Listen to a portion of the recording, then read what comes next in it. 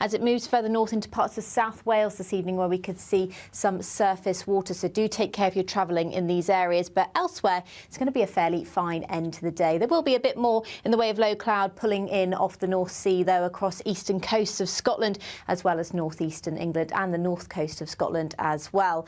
But for many northern areas, it will remain largely dry overnight. A bit more in the way of that cloud dragging in further inland towards the Pennines and central areas of Scotland. And that band of rain will move northwards into the Midlands, parts of central areas of Wales, but it will tend to fizzle away. So there will be some respite from the rainfall for many areas overnight, but quite a lot of cloud around. And after a very warm day in the north and west, temperatures will hold up in the mid-teens for many areas up here by Saturday morning. So quite a bright and warm start to the day across northwestern areas. Once again, should be another fine day here through much of Saturday. But elsewhere across central areas, we'll see quite a lot of cloud around first thing and a risk of some quite heavy downpours into the afternoon. In the south as well, we could see further downpours by late afternoon as well. Bye-bye. That warm feeling inside from Boxed Boilers, sponsors of weather on GB News.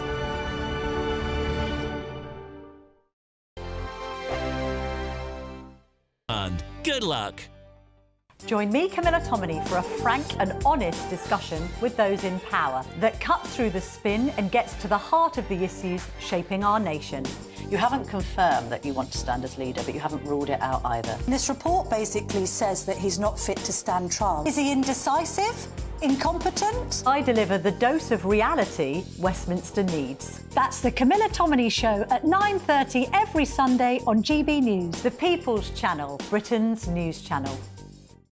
Mark Dolan tonight is your weekend dose of news, debate and entertainment.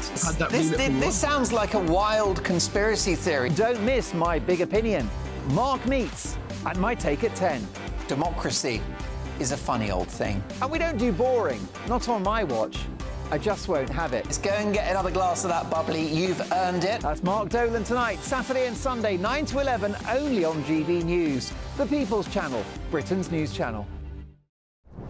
I'm Christopher Hope. And I'm Gloria Di Piero, bringing you PMQ's live here on GB News. Whenever Parliament is in session on a Wednesday at midday, we'll bring you live coverage of Prime Minister's questions. We'll be asking our viewers and listeners to submit the questions that they would like to put to the Prime Minister, and we'll put that to our panel of top politicians in our Westminster studio. That's PMQ's live here on GB News, Britain's news channel. In the GB newsroom, we bring you the news as it happens. With our team of dedicated journalists across the UK, we're ready to keep you up to date with what's happening every half an hour, every single day. Bulletins here on GB News, the People's Channel, Britain's news channel. I'm Patrick Christie's. This is GB News, the People's Channel, Britain's news channel.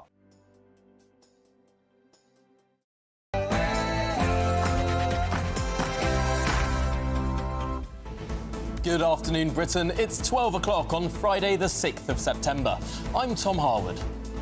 As a dozen migrants die attempting to cross the Channel, today the Home Secretary chairs a landmark summit as she tries to smash the smugglers. But did she give up on Rwanda too soon? Germany is now exploring the use of abandoned British migrant facilities in the country.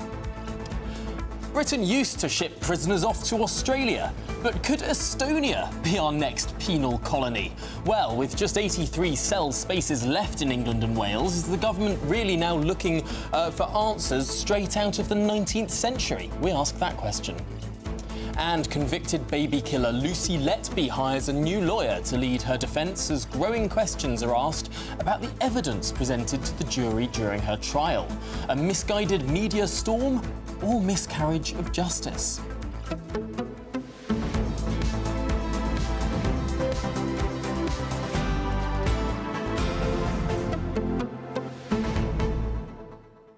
And here's one for you. Throughout the show today, we're going to be asking a question on parenting.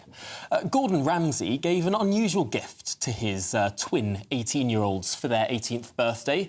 Places in the London Marathon. Yes, while most 18-year-olds might get an iPad, maybe a new phone, the lucky ones might even get a car. No, Gordon Ramsay's children got places in a marathon. Is that sort of tough parenting what's needed more of in this country?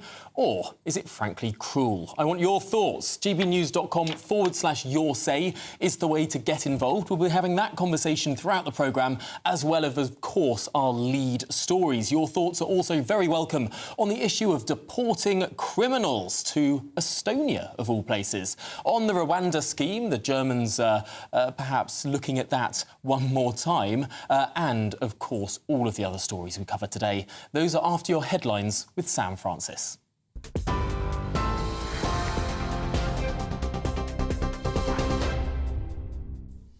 Tom, thank you very much and good afternoon to you. It's just after 12 o'clock. The top story from the newsroom this lunchtime.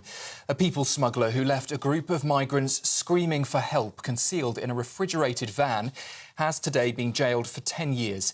Anas Al-Mustafa has been sentenced for smuggling 7 people from France to the UK, hiding them in a cramped, fake vehicle compartment. Crew members on a ferry carrying that vehicle had to use an axe to free the migrants after hearing their pleas for help.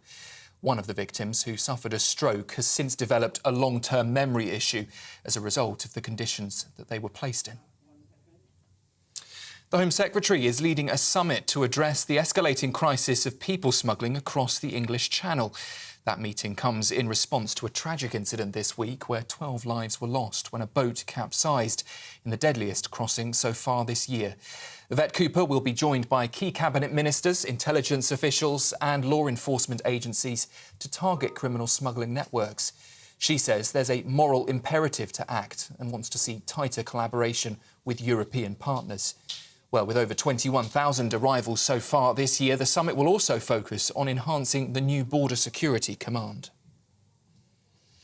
Meanwhile, Germany is considering using British-funded facilities in Rwanda to deport migrants entering the European Union. It comes as Berlin is facing mounting pressure to curb illegal migration following last month's ISIS-linked stabbing at a festival. German officials think the EU should repurpose the asylum facilities that Britain set up, which were recently scrapped by Sir Keir Starmer. Our political correspondent, Olivia Utley, has more. There will be those who argue, and in fact Conservative MPs are already arguing, that if the Rwanda policy is good enough for Germany, if Germany believes it will act as a sufficient deterrent to stop illegal immigrants coming over to Germany, then why did Keir Starmer choose to throw out that policy on his first day in office and replace it with this rather nebulous plan to smash the gangs? MPs and campaigners in Lincolnshire are celebrating the decision to scrap plans to house migrants at RAF Scampton. The government claims it fails to represent value for taxpayers' money. The former Lincolnshire airbase was estimated to have cost £200 million by 2027, 60 million of which has already been spent. The government will now close and sell that site, focusing instead on what it's calling faster asylum processing. Our East Midlands reporter Will Hollis is outside the RAF base.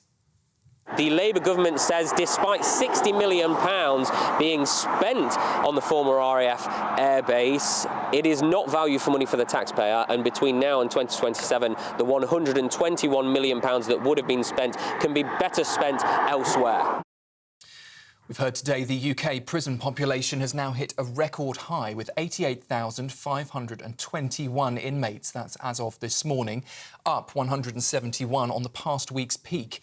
The surge, driven by recent nationwide disorder, has seen the prison population rise by over 1,000 in just the past month. In response, the government is considering renting jail cells in Estonia to ease overcrowding. Meanwhile, a temporary early release scheme here in the UK is set to begin on the 10th of September. Scotland is setting new boundaries to give women unobstructed access to abortion services. From the 24th of September, the Abortion Services Act will make it a criminal offence to interfere or harass anyone accessing or providing abortion services. That law aims to safeguard women and staff from intimidation or distress within 200 metres of designated hospitals and clinics. The UK is sending 650 missiles to Ukraine in a £160 million boost to its defence against Russia. John Healey, making his first appearance as Defence Secretary overseas, will make that announcement at a summit in Germany today. The missiles are part of a larger £3 billion aid package and will be delivered by the end of this year. In the US, officials have arrested the father of a 14-year-old boy accused of a deadly school shooting. In that rare legal move, Colin Gray faces multiple charges, including involuntary manslaughter, for allegedly allowing his son to access the weapon that was used in that attack. It sadly killed 4 and wounded 9 others. Investigators in Georgia have revealed both the 54-year-old and his son had previously been questioned over online threats about carrying out a school shooting. The teenager, Colt Gray, used a semi-automatic rifle in the incident and will be tried as an adult. And finally, this lunchtime, areas from London to the west of England are in for a wet end to the week. The Environment Agency's warning potential flooding and travel disruptions in store, especially in low-lying areas. Roads near the Thames in West London could even flood at high tide this evening, while Devon and the South West and West Sussex all remain under alert. Meanwhile, though, Scotland will see the best weather today, where temperatures could reach up to 27 degrees Celsius. Those are the latest GB News headlines. For now, your next update from me in half an hour. For the very latest GB News direct to your smartphone, sign up to News Alerts by scanning the QR code or go to gbnews.com/alerts.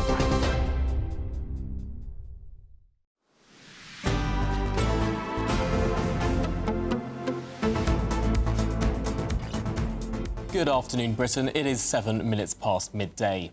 Now, the Home Secretary, Yvette Cooper, is chairing a landmark meeting with ministers and law enforcement officials today as she sets out Labour's plans to smash criminal smuggling gangs. It all comes after the tragic incident in the English Channel this week, with 12 people losing their lives while attempting that most perilous crossing. Well, our political correspondent Olivia Utley joins me from outside the National Crime Agency, where the meeting is taking place. Olivia, what's being said? Well, in terms of concrete policy proposals or conversations, there don't really seem to be any. It's all a question of Yvette Cooper sort of putting the wind in the sails of Britain's plan to smash the gangs. That's the 3-word slogan which Keir Starmer seems to be focusing on. She's managed to gather an impressive sort of cast of characters for this meeting today. You've got various ministers, the Foreign Secretary, the Justice Secretary, you've got members of the National Crime Agency, of the Crown Prosecution Service, and you've got members of the police as well. And they're going to have a conversation. The question is a conversation good enough? As you mentioned there, this week this issue has come really under the spotlight after the grisly news that 12 migrants were found dead in the Channel. And the position is complicated by the fact that Germany is now considering using some of the facilities that British taxpayers paid for in Rwanda in order to house temporarily migrants who've come over to Germany illegally. Now, it's not as straightforward as the German government simply sort of hijacking the Rwanda policy. The Rwanda policy was a question of deporting migrants forever over to Rwanda, whereas the German equivalent would be processing their claims in Rwanda and then allowing those whose claims have been assessed as valid to come back to Germany. But it isn't a great look for Keir Starmer. There will doubtless be questions, and in fact there already are questions from Conservative MPs about whether, if that Rwanda scheme is good enough for Germany, if they think it'll act as a strong deterrent to stop migrants coming over to Germany illegally, then why did Keir Starmer throw out that Rwanda plan? And what exactly has he replaced it with? All of these conversations talk about a new border security force that Yvette Cooper is going to introduce with lots and lots of new civil servants. But as yet, we don't really yet see that kind of strong deterrent idea. You could argue that the deterrent policy in the Rwanda proposal didn't really work. Over the 2 years between when it was first mooted and when the general election was called, not a single migrant was deported to Rwanda. But there was some sort of ideology there. How long can Keir Starmer and Yvette Cooper go without replacing it? It is extraordinary to hear the government again and again complain about the cost of the Rwanda scheme, the many millions that were spent on it, building those facilities in Rwanda, only for potentially the Germans to then use those facilities that we, the British taxpayers, have paid for. That doesn't sound like it's particularly penny-pinching or sound financial governance. Well, exactly. The British government has already paid £318 million to the Rwandan government, and that money can't be recouped. It's not quite clear whether the German government will simply be able to sort of adopt wholesale those facilities. And in fact, the Rwandan authorities have said that quite a lot of that accommodation has already been let out or given to locals in Rwanda. But as you say, I mean, the Labour government might argue that it's a sunk cost and that the Rwanda policy would continue to cost a lot moving forwards. There was a huge price tag attached to every single migrant who went over to Rwanda. But as you say, a lot of the infrastructure was already there. The scheme was ready to go, apart from the big caveat that human rights lawyers were making it absolutely impossible to actually deport any migrants over there. So Keir Starmer will probably have to explain a little bit more how he's going to try and perhaps recoup some of that money, or at least make some way for those facilities perhaps to help the British taxpayer in some way. Well, Olivia Utley, thank you so much for joining us there live from the National Crime Agency. Joining me now to discuss this further is the former Migration Minister, Kevin Foster. Kevin, this is yet another meeting about a problem that, frankly, has been going on for years. Yeah, I can't see today's summit producing anything particularly surprising. I suspect actually all the outcomes have already been agreed before, which is usually the way in government. When you have a meeting like this, you agree the outcomes before, and then you get together to just basically sign them off. And a few people watching will think, a summit, just what we needed. And a lot of this is Labour's been talking about smashing the gangs. Well, that was never going to be a wholehearted solution to this. Yes, we need to tackle the gangs, but what did they think the police were doing? There are people who'd been prosecuted and there was already work ongoing. But I think what's really interesting is this, Germany looking at Rwanda, because it's the whole of Europe looking at solutions to some of these issues, not just us. Getting back to this issue of this summit today, when you were in the Home Office, I'm sure there were these directions to smash the gangs. It seems a little incongruous that the Home Secretary might well be sitting there saying, right, well, what you all need to do now is start smashing these gangs. I suppose everyone sitting around the table will say, but I'm sorry, Home Secretary, that's what we've been trying to do.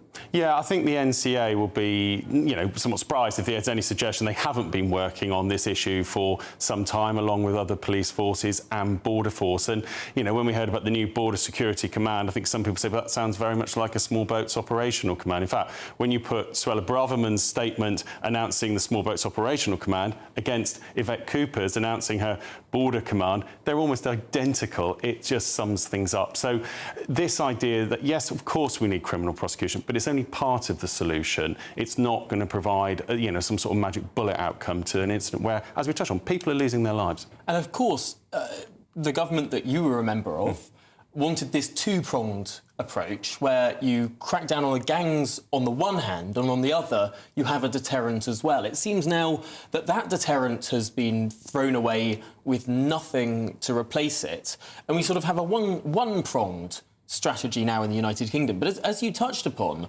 there are other countries in Europe, I think 15 or 16 of them, that are now looking at offshore processing. Yeah, there's a number been looking at it, and we looked at, for example, some of the other models and some of the things we were looking to introduce, such as, for example, accommodation centres, which would help speed up claims as well as provide accommodation. We looked at Greece for that and what they'd done to deal with the crisis they had a few years ago. Italy, of course, is looking. We've seen what they've done with Albania. We understand they may also look further afield as well. And now, of course, we've had the news around Germany. So every country in Europe is wrestling this idea of what do you do with people who you have declined or have travelled from another safe and democratic country, who the country they've travelled from won't accept that. You can't realistically return them to their home country, either through the situation there or their home government just refuses to accept returns. What do you do with them? And that's where third country options come in, like Rwanda. Now, there'll be a lot of people listening to this conversation thinking, Kevin, you were Migration Minister for 2 years, during which time the numbers coming across on boats went up, not down. who on earth are you to say to this government that they've got it all wrong when the record of the last government wasn't exactly rosy on this issue? Well, it's got to be said, Tom, I covered the legal area of migration rather than the small boats issue, which were other ministers. But I can understand why people say, well, hang on, you know, wouldn't we have liked to have seen more under the previous government? Yes, of course, there's things I would have liked to have done faster and quicker, particularly getting Rwanda going. But I think what we'd say is it shows this is not a simple issue. And the idea that just a slogan of smash the gangs and today's summit of, like, telling law enforcement you need to enforce the law, well, great. But that's not going to provide a solution to what is a complex issue. And it's no surprise to now see countries in Europe looking at some of the solutions that we came up with in the way that we looked at Greece to see what they'd done to deal with a terrible situation about 5 or 6 years ago. It does seem extraordinary that there have now been 8,000 migrants who have crossed the English Channel since the Labour Party got into office. I mean, we're heading on for a larger year of crossings now than there was last year. This is a problem that is getting worse, not better. What can the government do if these talking shops that we're talking about today, these summits and meetings with all these different agencies aren't actually going to produce much that's concrete? What should the government be doing instead? Well, what they need to do is answer this key point. What do you do with those that you cannot return to France, a safe and democratic country they've just left, and where you cannot deal with their home country government, or where their home country government simply refuses to accept enforced returns? And that's where you're going to need to find a solution. Because if not, then those paying a people trafficking gang to come over know the core fact is that even if they get turned down, well, if there's nowhere you can send them, they can end up staying here at some point. And you've got to bust that, because if you don't deal with that, you don't deal with the fundamental business model the gangs are operating on, then you're not going to deal with this issue. And that's what they really need to start getting their heads around. Does that mean they need to start looking at some of the international obligations that this country signed up to? Or are there ways to sort of still live up to those international obligations while still being able to say if you come to this country illegally, you cannot stay? A lot of people, a lot of lawyers, quite frankly, would say those two positions can't go together. Well, it's interesting. Of course, we just discussed Germany looking at Rwanda. Of course, Germany, for very obvious historical reasons, has very entrenched protections around human rights in its law. So it's not about a choice. And whilst it would be very welcome to update many of the international positions, the Refugee Convention is clearly hideously out of date now from the 1950s, an era of steamship, not jet plane travel. But you can deliver this, and we could stay in the Estonia and deliver a Rwanda. Let's remember, Rwanda is a place the UNHCR relocated refugees to. You know, this isn't a novel concept internationally to take someone who says that in theory they're only here to find somewhere safe, having travelled through safe countries, say, well, that's OK, we've actually found somewhere that's perfectly safe for you, a country that specialises in refugee resettlement, and that was Rwanda. Well, Kevin Foster, thank you so much for talking through all of that with us. Really appreciate your perspective on this issue. Now, in a moment, we're going to be hearing from the Home Secretary herself very shortly, so stick around for that.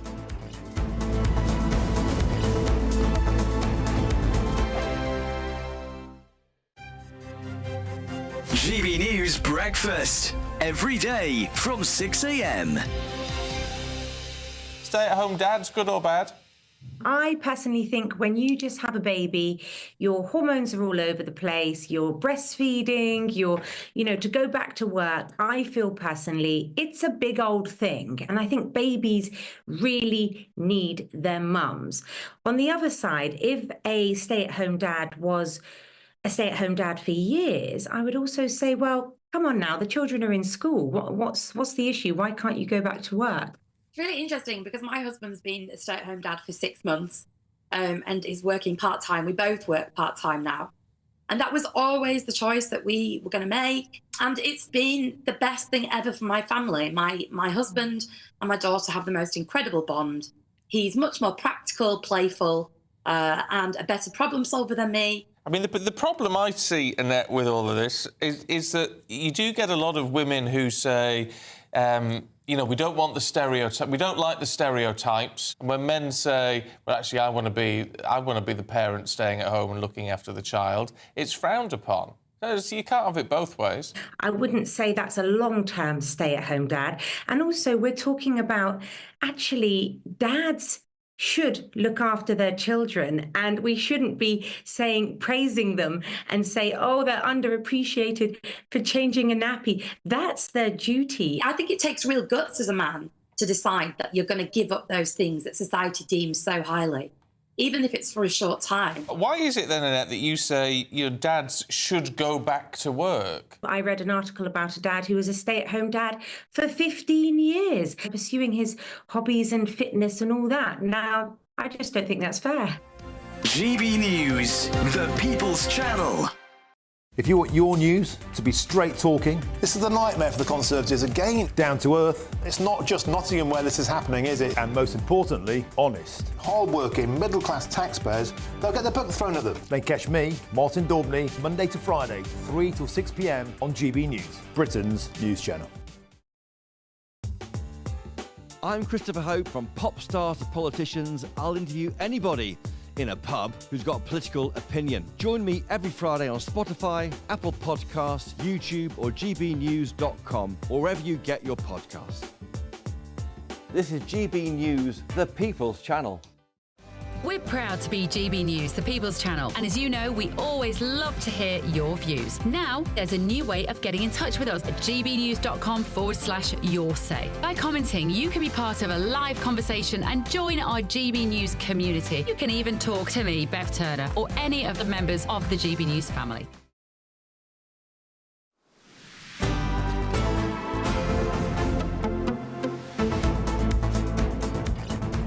Good afternoon, Britain. It's 22 minutes past midday.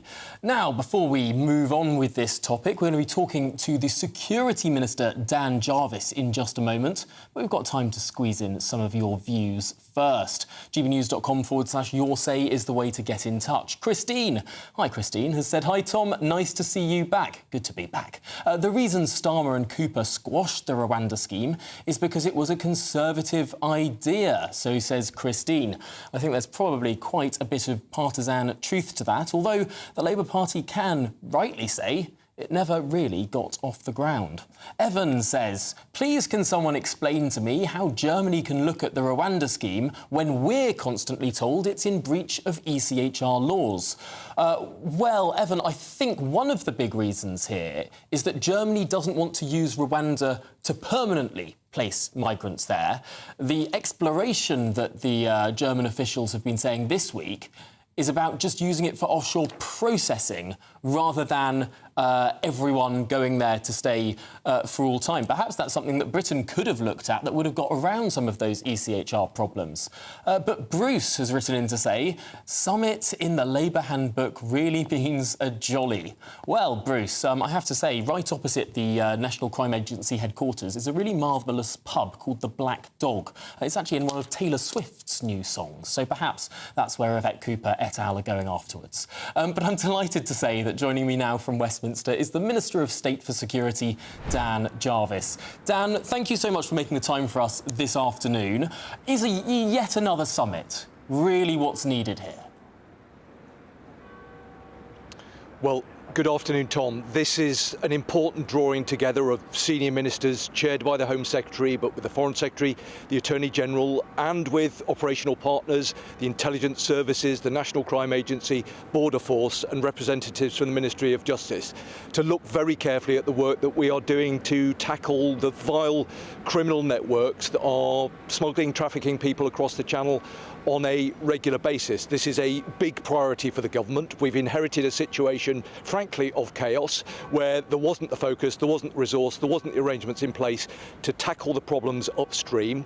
We've got organised to do that, and today's gathering is about ensuring, ahead of the appointment of a border security commander, that we are best organised and we've got the resources in the right place to tackle this very difficult but very important problem.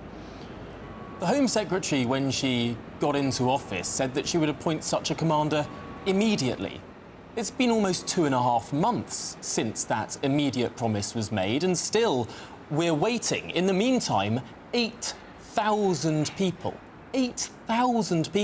have crossed the English Channel just since this government got into office. It takes the total of this year to 22,000. And just this week, 12 deaths as well. Why hasn't this appointment happened already? Well, firstly, on your point about the deaths, every death is an absolute tragedy, and that's why we're working at pace to prevent people from having to make this most perilous of journeys. That's why we're in the process of appointing a border security commander, and you will see an announcement about that in the near future. It's an important role because what it will do is coordinate all of the activity to tackle these vile criminal networks upstream. It's incredibly important that we draw together all of the resources of government, but critically, we need to work cooperatively with our neighbours both in Europe but also internationally as well. We are not going to solve this problem from the UK. What we need to do is have very good working relationships with colleagues in Europe, particularly with France, but with other countries as well, but also internationally. Look at the work that the National Crime Agency have just done recently with Bulgaria. 40 small boat engines have been seized. That means that there are 40 small boats that will no longer be making the crossing. That's around about 2,400 people not making the crossing who otherwise would have done. Look at the work that we've been doing in Libya, working with the Libyan police force. Is less seaworthy vessels and more people. The same number of people are in Calais, the same number of people want to come across, but if they have fewer boats on which they can come across, perhaps less seaworthy boats on which they can come across. I mean, if you're just attacking the boats, the people are still there, the people still want to come. You've got no deterrent for the people. Doesn't that mean more deaths? The focus needs to be, and is, on the vile criminal networks that seek to traffic people from right around the world. That's why we've been working in Libya. That's why we are working in a range of different countries around the world to ensure that people look at the UK and think and see that we are a hard target, a difficult place to get into. And that's why the Home Secretary has convened this gathering today to focus those activities and make sure that we are best organised to work collaboratively amongst ourselves, but also critically internationally as well. We've seen, actually, in terms of the numbers, and you rightly challenged me on the numbers, but the numbers for the months of July and August are 22% down on the comparative figures for the months of July and August of last year. This is a difficult problem, but your viewers should understand the importance that we attach to it and the fact that we are more effectively using the resource that the previous government wanted to squander on the Rwanda scheme, which was an expensive gimmick. It was never going to work. Now the Germans We've taken the money that was going to be used for that, and we are reinvesting it in our National Crime Agency and in ways that we can ensure that we can more effectively target the vile criminal networks that are putting people in boats. We are limited on time, so I do want to move on you'll see to a border another security issue commander here. appointed in the very near future who will make a big contribution to that process. And that other issue is, of course, the consequence of 8,000 illegal migrants coming across since your government came into office. Because these migrants have to go somewhere while the processing takes place. You've closed down the Bibi Stockholm barge. You're announcing you're closing down RAF Scampton. You want to close down the hotels as well. If migrants can't go on barges, they can't go in disused RAF bases, and they can't go in hotels, where are these people going to go? Well, none of the things that you've just mentioned represented good value for taxpayers' money. We've inherited a situation where we've got a cohort of 100,000 people who haven't properly been processed by the previous government. They didn't focus on processing the asylum returns, and instead all of the eggs went into the Rwanda basket, which was ultimately a kind of a failed process. So what we've done is reinvest that resource more effectively. So we're in the process of getting 1,000 more caseworkers so that we can much more effectively process those who've made claims for asylum.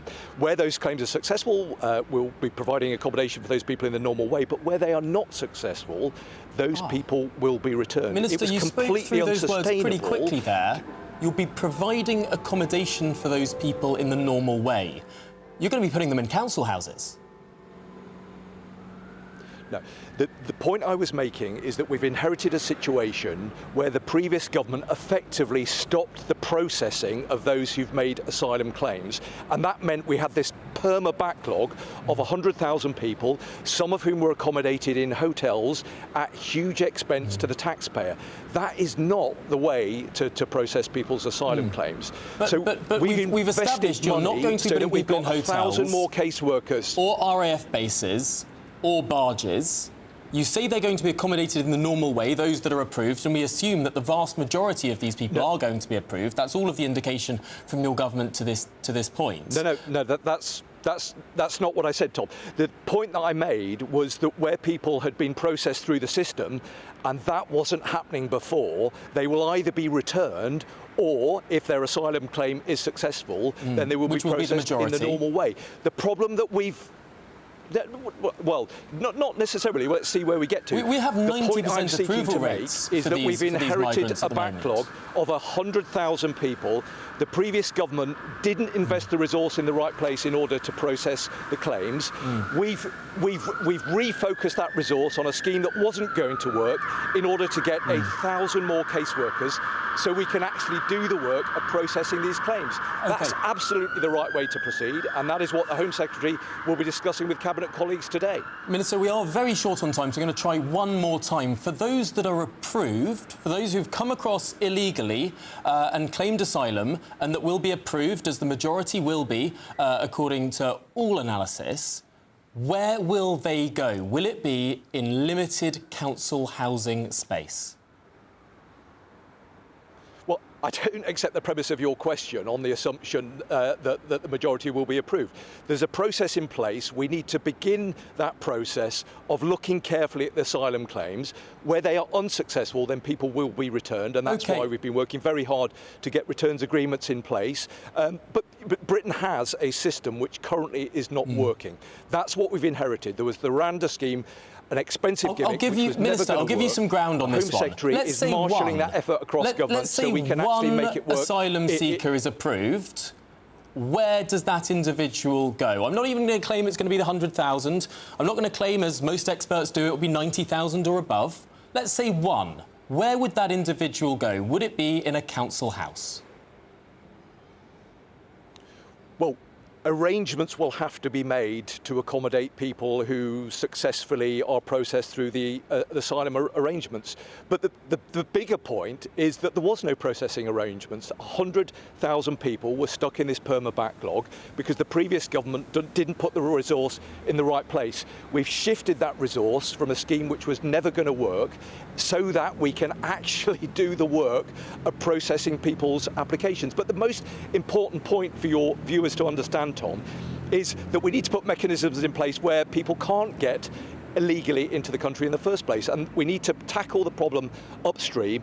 That's why the Home Secretary is meeting with operational partners with the National Crime Agency to look at that work, to see how we can do more internationally to target the vile criminal networks and stop people getting to the northern French coast in the first place. The previous government failed to do that. It's a priority for us, and we're getting on with making sure that we can make it work. OK, Dan Jarvis, Security Minister, thank you so much for joining us this afternoon on Good Afternoon Britain. Appreciate your time. And I'm sure many people will be making their own minds up about where on earth these approved migrants are actually going to end up, if not disused RAF bases. This is Good Afternoon Britain on GB News. Lots more coming up. Convicted baby killer Lucy Letby hires a new lawyer. I'm asking today, is this all a misguided media storm or a miscarriage of justice? That's to come after your latest headlines with Sam Francis.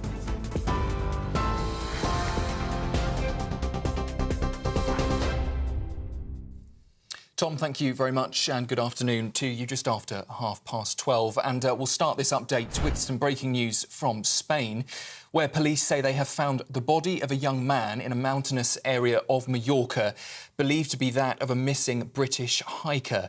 We understand that his partner, a 26-year-old British woman, was also found dead earlier this week. That's after a storm hit the island. Authorities have been searching the Tramontana Mountains since Wednesday, where flash floods caught 10 hikers off guard. 2 of them were swept away in that narrow canyon about 5 kilometres long and 300 metres deep. So that news just into us from Spanish police, that the body of a young man, believed to be a British man, has been found. In other news, a people smuggler who left a group of migrants banging and screaming for help, concealed in the back of a van, has been jailed today for 10 years. Anas Al-Mustafa has been sentenced for smuggling 7 people from France to the UK, hiding them in a cramped fake vehicle compartment. Crew members on a ferry carrying that vehicle had to use an axe to free the migrants after hearing their pleas for help. One of the victims, who suffered a stroke, has since developed a long-term memory issue as a result of the conditions they were kept in. The Home Secretary is leading a summit to address the escalating crisis of people smuggling across the English Channel. That meeting comes in response to a tragic incident this week where 12 lives were lost when a boat capsized in the deadliest crossing so far this year. Yvette Cooper is being joined by key cabinet ministers, intelligence officials and law enforcement agencies to target criminal smuggling networks. She says there is a moral imperative to act and wants to see tougher and tighter collaboration with European partners. Germany is considering using British-funded facilities in Rwanda to deport migrants entering the EU. It comes as Berlin is facing mounting pressure to curb illegal migration following last month's ISIS-linked stabbing at a festival there. German officials think the EU should repurpose the asylum facilities that Britain set up, which were recently scrapped by Sir Keir Starmer's government. And in the last few minutes, the government has said that it has no plans to send prisoners to Estonia, addressing rumours on policies to ease overcrowded jails in the UK. It comes as prison spaces in the UK hit a record high this morning, with the population now reaching 88,521 inmates. That's 171 more than past the last week's peak.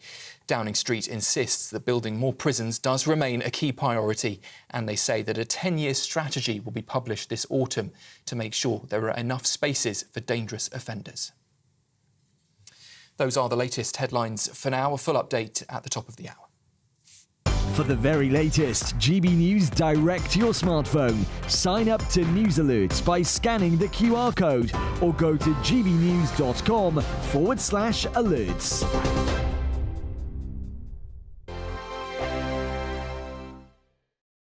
Good morning. Welcome to your latest GB News weather update brought to you from the Met Office. There's a rain warning in force across southern areas. We could see some further localised flooding and travel disruption today. But further north, it's actually a very warm and sunny day. We've got an easterly wind, so that's bringing a bit more of a breeze to northeastern areas, but the northwest seeing the best of the summery weather, or what's left of the summer anyway, across parts of Northern Ireland, Western Scotland, northwestern England in particular is where we'll see the best of the sunshine, and temperatures climbing to the higher 20s for some areas in the far northwest. In the south, though, we've got this rain warning in force through much of the day, and it's going to be a much cooler day across many southern areas. Temperatures widely in the mid-teens, so quite an autumnal feeling day down here. And as I said, that rain could bring some further localised flooding and travel disruption into this evening. It's particularly as it moves further north into parts of South Wales this evening where we could see some surface water, so do take care if you're travelling in these areas. But elsewhere, it's going to be a fairly fine end to the day. There will be a bit more in the way of low cloud pulling in off the North Sea, though, across eastern coasts of Scotland, as well as northeastern England and the north coast of Scotland as well. But for many northern areas, it will remain largely dry overnight. A bit more in the way of that cloud dragging in further inland towards the Pennines and central areas of Scotland. And that band of rain will move northwards into the Midlands, parts of central areas of Wales, but it will tend to fizzle away. So there will be some respite from the rainfall for many areas overnight, but quite a lot of cloud around. And after a very warm day in the north and west, temperatures will hold up in the mid-teens for many areas up here by Saturday morning. So quite a bright and warm start to the day across northwestern areas. Once again, should be another fine day here through much of Saturday.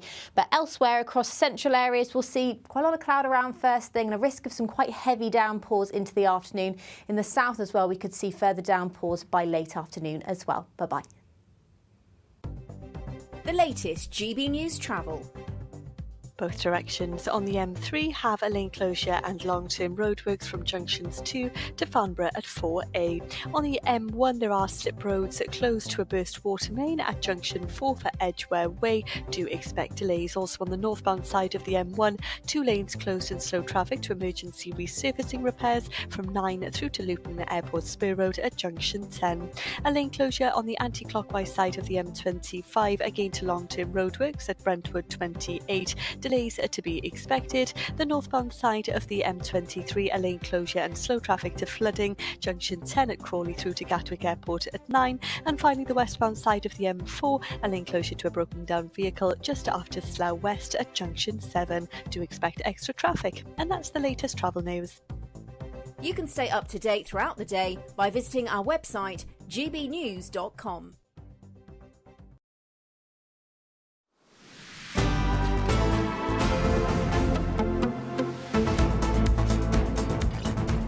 Good afternoon, Britain. It is 20 to 1, and this is, of course, GB News. Now, Lucy Letby has appointed a new barrister in an attempt to overturn her convictions on the grounds that the jury were exposed to unreliable evidence.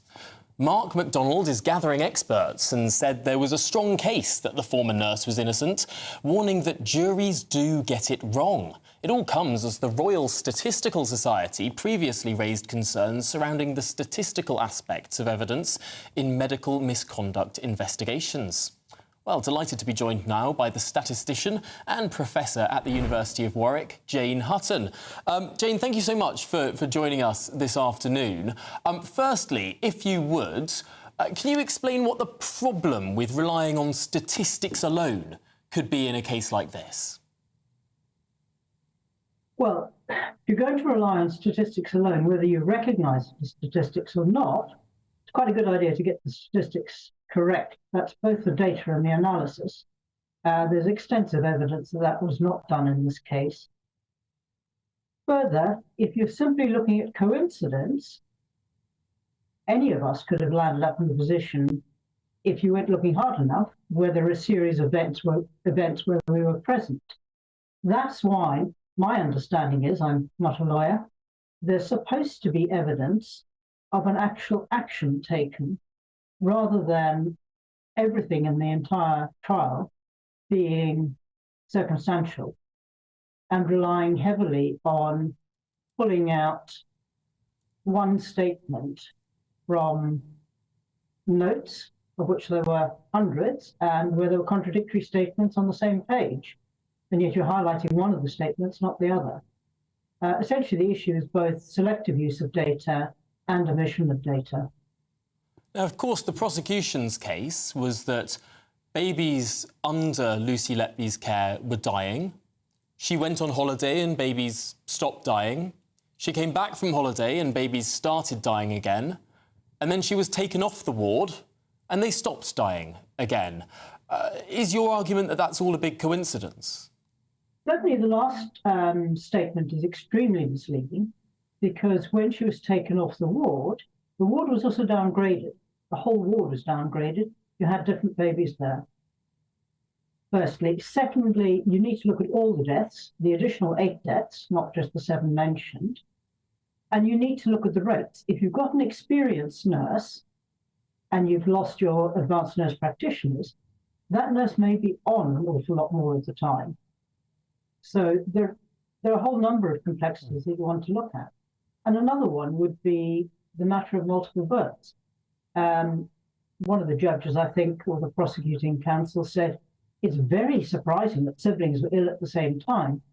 Now, okay, I'm not a doctor, but I have done research in neonatal medicine, and that statement is remarkably ignorant. It's worse than the error in the Sally Clark case. If you have got twins who are monochorionic, that means the twins share one placenta, then your pregnancy is at risk as soon as that's known. You're followed up long before the babies are born. If those babies are then born very premature, what would be surprising is if they were not similarly ill. You know, they're much more likely to both have cerebral palsy, both die, than there would be if you had, as in Sally Clark case, a baby born 1 year and a baby born another year.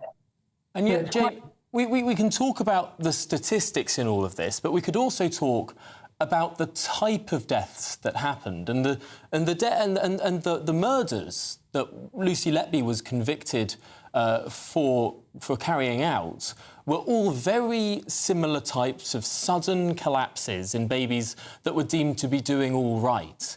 And the other deaths that you mentioned that weren't looked at by the court seem to be infections or other things that had very obvious causes. Is that not a reasonable delineation to make between the two different types of baby deaths? No, it's not. So if we first of all consider the 7 deaths, 2 allegedly from insulin, there are 2 big problems with that. One, as a statistician, I would not use data that carries a warning saying this is not fit for purpose. I think the forensic science regulator would be pretty concerned about that too. And of course, if I remember correctly, there's an allegation that Lucy Letby tampered with a bag of insulin, to put insulin into a bag before she left her shift.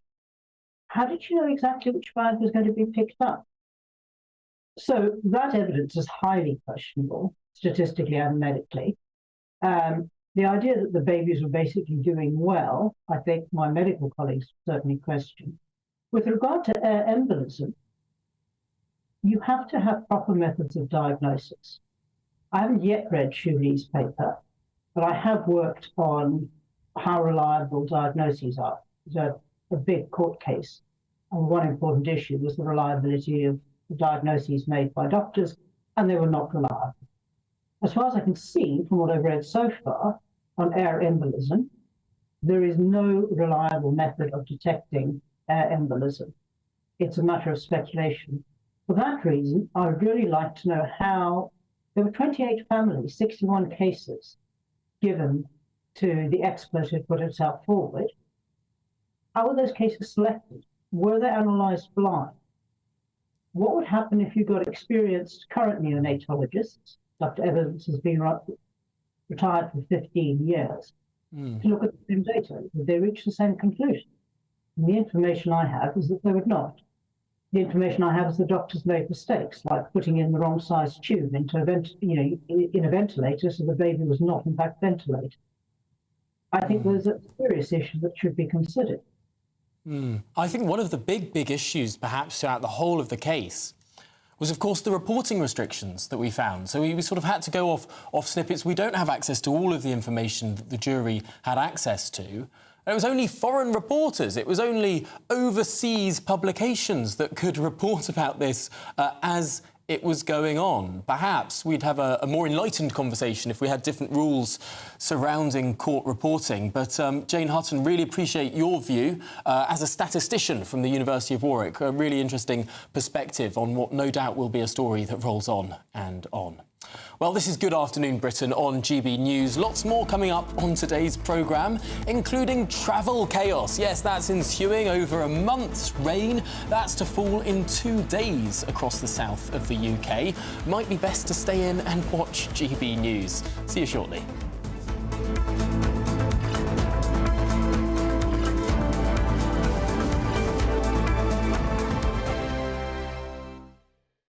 This is GB News, Britain's news channel.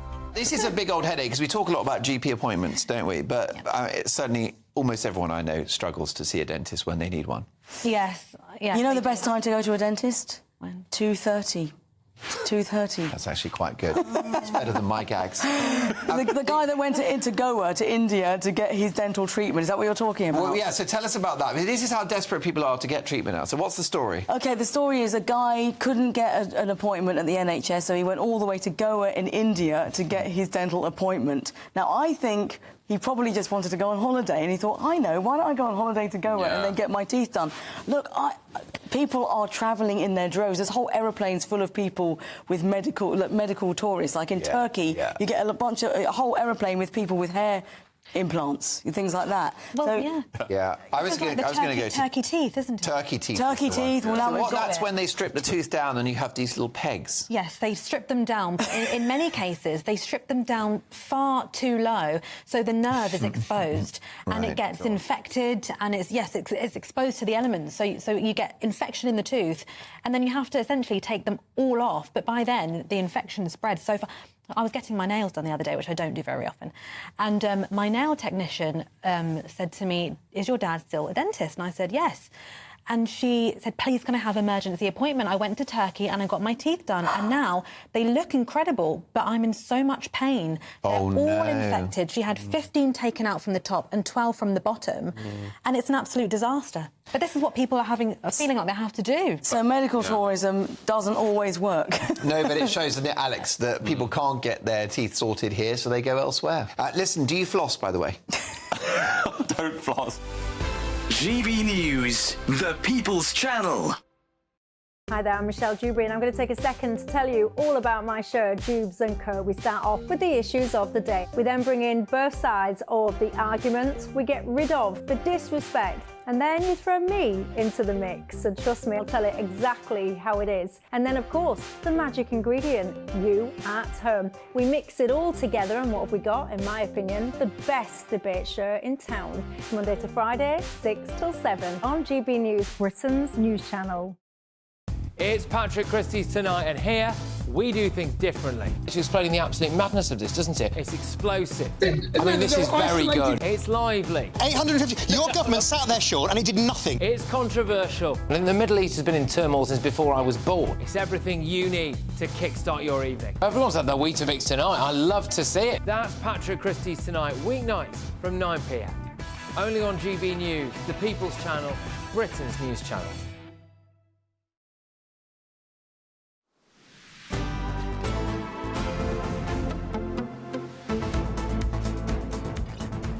Good afternoon, Britain. It is 51 minutes past midday. Some breaking news to bring you now. Painter and decorator Thomas Burley has been handed the longest prison sentence so far, following the rioting in early August, after he was jailed at Sheffield Crown Court for 9 years for his role in the violence outside a hotel housing hundreds of asylum seekers in Rotherham. So that's the longest sentencing so far for painter and decorator Thomas Burley after those riots over the start of the summer.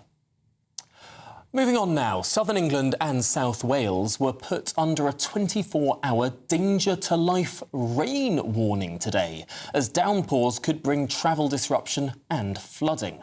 Well, the Met Office imposed the alert for the whole day amid fears of up to 60 millimetres of rain falling today, in addition to 44 millimetres yesterday. Meteorologists warned that communities could be cut off by floods, experience power cuts and even see damage to structures over the next 2 days. Well, to discuss this further, delighted to be joined by Met Office meteorologist Alex Deacon. And Alex, it's September, it's early September. Why is the weather behaving like it's December? It is a bit chilly and a bit wet out there, to say the least, isn't it? A bit disappointing, following on from what has been, for many of us, certainly by recent years' comparison, a pretty disappointing summer. So now we're in meteorological autumn. Yeah, we expect low pressure systems, but we are in quite a strange position this week because the low pressure is really affecting the south. And actually, it's a beautiful day in Western Scotland, 25 degrees. They're experiencing some of their highest temperatures of the year. In fact, Western Scotland may have its highest temperatures in May and September. They completely missed out on summer. So, yeah, it's all switched around. We've got low pressure to the south of us, and that's bringing us easterly winds, and it's bringing the south these downpours that we're seeing through the rest of today, particularly across South Wales and southwest England. I have to say, a friend texted me earlier today saying, "Are you enjoying the weather?"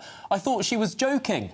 But she wasn't. It was lovely where she was and terrible where I am. Are we going to see more of this huge sort of regional variation across the UK?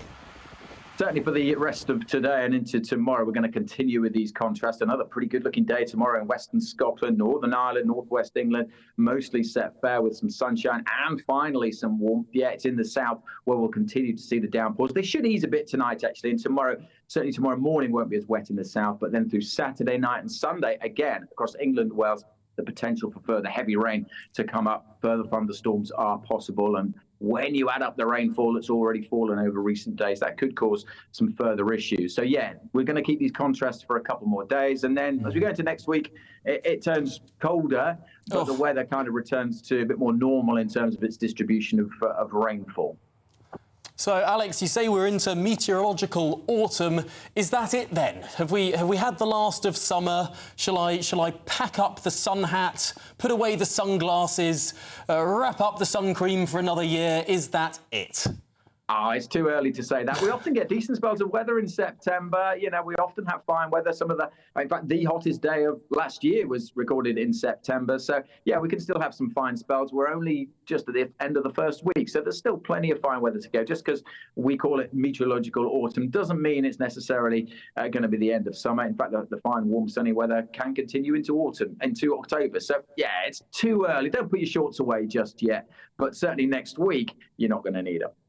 OK, perhaps the swimming trunks next week instead. And as you say, last year, the hottest day of the year was actually in September. That will be confusing to a lot of people looking out of the window today. If you were a betting man, are we going to see such a sort of mini heat wave again this year? Of course, I'm not a betting man. But, yeah, there's always going to be a spell. I think I'd be very surprised if we don't get some settled weather in September. Yeah, there's no sign of it at the moment, but we're only a week in. There's 3 weeks left. In fact, yeah, it was this time last year, exactly this time last year, where we were sweltering. It was over 30 degrees. So, yeah, we have seen a big contrast compared to last year. But our weather is variable. Our weather is always changing. And, of course, with our changing climate, the extremes are becoming more extreme. So when we see heavy rain, it's at that extra end of the spectrum. We see these heavier downpours. When we see heat, it is that little bit hotter. That's what climate change is all about. We've just had a slightly cooler than average summer, if you measure it compared to the most recent climates.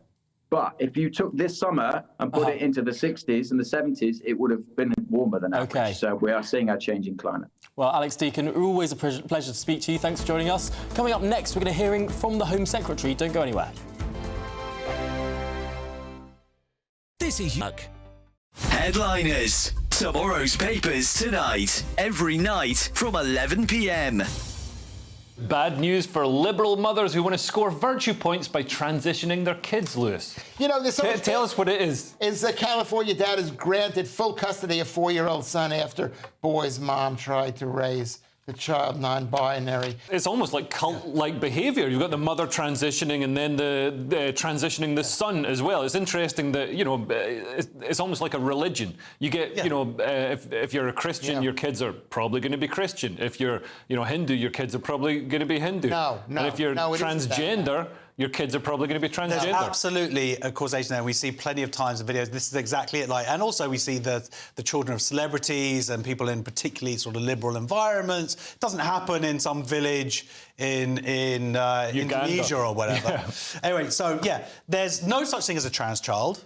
There's no such thing as non-binary. What there is are people with mental health issues and parents who want a virtual signal and also want to brainwash their children. This is an egregious example of that, where she was basically taking him to Disneyland, but he couldn't get on a ride unless he wore princess shoes. I mean, really evil, horrible stuff. You know, forced to wear a dress on his birthday. Just really nasty stuff. Now, here's the thing. You talk about the court going to him. No, that's not what happened. He took 800 pages of documentary evidence. He took 8 hours of police body camera footage showing this mental behaviour from the mother. And guess what? The courts ruled that the mum got him. They ruled against him. The only reason that he got custody of his child is because, thank God, a child protective services officer randomly got involved, looked into it themselves, and that's how he eventually got custody of the child. So the courts in America are utterly captured. GB News, the People's Channel.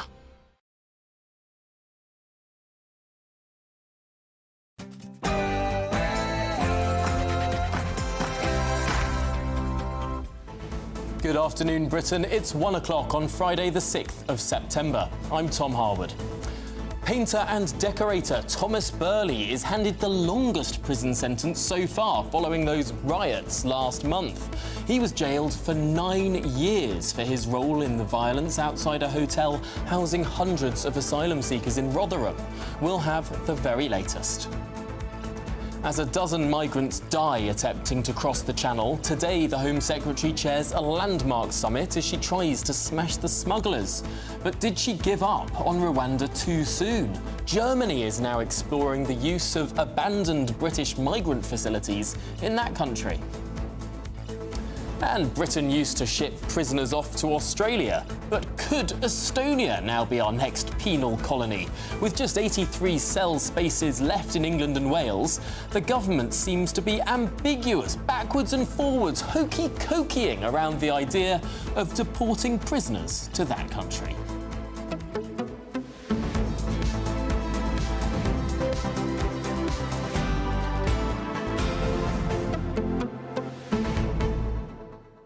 Now, the politicians are back to school and it is a busy news day for us. But amidst it all, we've got a question about parenting.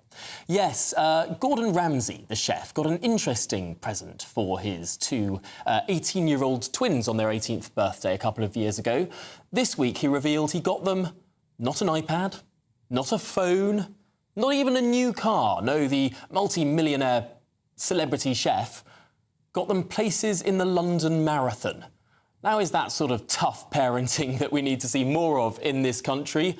Or is it all just too tough, and should his kids be able to live a little? I want your thoughts on that and views on parenting in general. Is he being too tough? Your thoughts very welcome at gbnews.com/your say. We're getting to that and, of course, all of the other big stories we're covering today after your headlines with Sam Francis.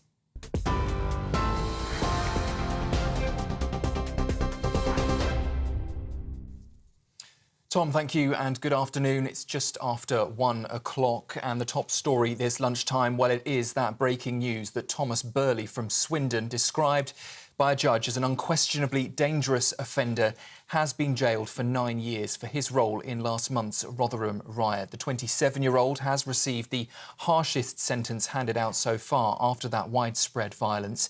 Sheffield Crown Court has heard he engaged in what the judge described as grotesque acts of violence, fuelled by, he said, malicious and ignorant social media posts. Burley had earlier pleaded guilty to arson after setting fire to an asylum seeker hotel, along with pleading guilty to violent disorder and possessing an offensive weapon. And in some more breaking news from Spain, police there have found the body of a young man in a mountainous area of Mallorca, believed to be a missing British hiker. His partner, a 26-year-old British woman, was also found dead there earlier this week after a storm hit the island. Authorities have been searching the Tramontana Mountains since Wednesday, where flash floods caught 10 hikers off guard, and 2 were sadly swept away in that narrow canyon, which is about 5 kilometres long and 300 metres deep. A people smuggler who left a group of migrants banging and screaming for help concealed in a refrigerated van has today been jailed for 10 years. Anas Al-Mustafa has been sentenced for smuggling 7 people from France to the UK, hiding them in that cramped and fake vehicle compartment. You can see the pictures there inside that vehicle. Crew members on a ferry carrying the vehicle used an axe to free the migrants after hearing their pleas for help. And one of the victims, who suffered a stroke, has since developed a long-term memory issue as a result of those conditions. The Home Secretary is leading a summit to address the escalating crisis of people smuggling across the English Channel. The meeting comes in response to a tragic incident this week where 12 lives were lost when a boat capsized, the deadliest crossing so far this year. Yvette Cooper will be joined by key cabinet ministers, intelligence officials and law enforcement agencies to target criminal smuggling gangs. She says there's a moral imperative to act and wants to see tighter collaboration with European partners. Well, with over 21,000 arrivals this year so far, the summit will also be focusing on enhancing Labour's new Border Security Command. Germany is considering using British-funded facilities in Rwanda to deport migrants entering the EU. It comes as Berlin is facing mounting pressure to curb illegal migration following last month's stabbing at a festival. German officials think the EU should repurpose the asylum facilities that Britain set up, which were recently scrapped by Sir Keir Starmer. Our political correspondent, Olivia Utley, has more. There will be those who argue, and in fact Conservative MPs are already arguing, that if the Rwanda policy is good enough for Germany, if Germany believes it will act as a sufficient deterrent to stop illegal immigrants coming over to Germany, then why did Keir Starmer choose to throw out that policy on his first day in office and replace it with this rather nebulous plan to smash the gangs? Olivia Utley there, our political correspondent. Well, MPs and campaigners in Lincolnshire are celebrating today after a decision to scrap plans to house migrants at RAF Scampton. The government claims that it fails to represent value for taxpayers' money. The former Lincolnshire airbase was estimated to have cost £200 million by 2027, £60 million of which has been spent so far. The government will now close and sell that site, focusing instead on what it's calling faster asylum processing. Our East Midlands reporter Will Hollis has been outside RAF Scampton for us today. The Labour government says despite £60 million being spent on the former RAF airbase, it is not value for money for the taxpayer, and between now and 2027, the £121 million that would have been spent can be better spent elsewhere. The government has said that it has no plans to send prisoners to Estonia, addressing rumours on policies that could ease overcrowded jails. It comes as the UK's prison population hit record highs this morning, now reaching 88,521 inmates. That's 171 more inmates than the last week's peak. Well, Downing Street is insisting that building more prisons is its highest priority and that a 10-year key strategy will be published this autumn to make sure that there are enough spaces for dangerous offenders. In the US, officials have arrested the father of a 14-year-old accused of a deadly school shooting. In the rare legal move, Colin Gray faces multiple charges, including involuntary manslaughter, for allegedly allowing his son to access that weapon used in the attack that sadly killed 4 and wounded 9 others. Investigators have since revealed that both the 54-year-old and his son had previously been questioned over online threats about carrying out a school shooting. The teenager, Colt Gray, used a semi-automatic rifle in the incident and will be tried as an adult. And finally, of course, it wouldn't be a news update without something on the weather. So areas of London and the west of England are in for a wet end to the week. The Environment Agency's warning of potential flooding and travel disruptions, especially in low-lying areas. Roads near the Thames in West London could even flood at high tide this evening, while Devon, the southwest and West Sussex remain under alerts. Meanwhile, though, Scotland will see the best of the weather, where temperatures could reach 27 degrees. Those are the latest headlines for now. I'll be back with you in half an hour. For the very latest GB News direct to your smartphone, sign up to News Alerts by scanning the QR code or go to gbnews.com/alerts.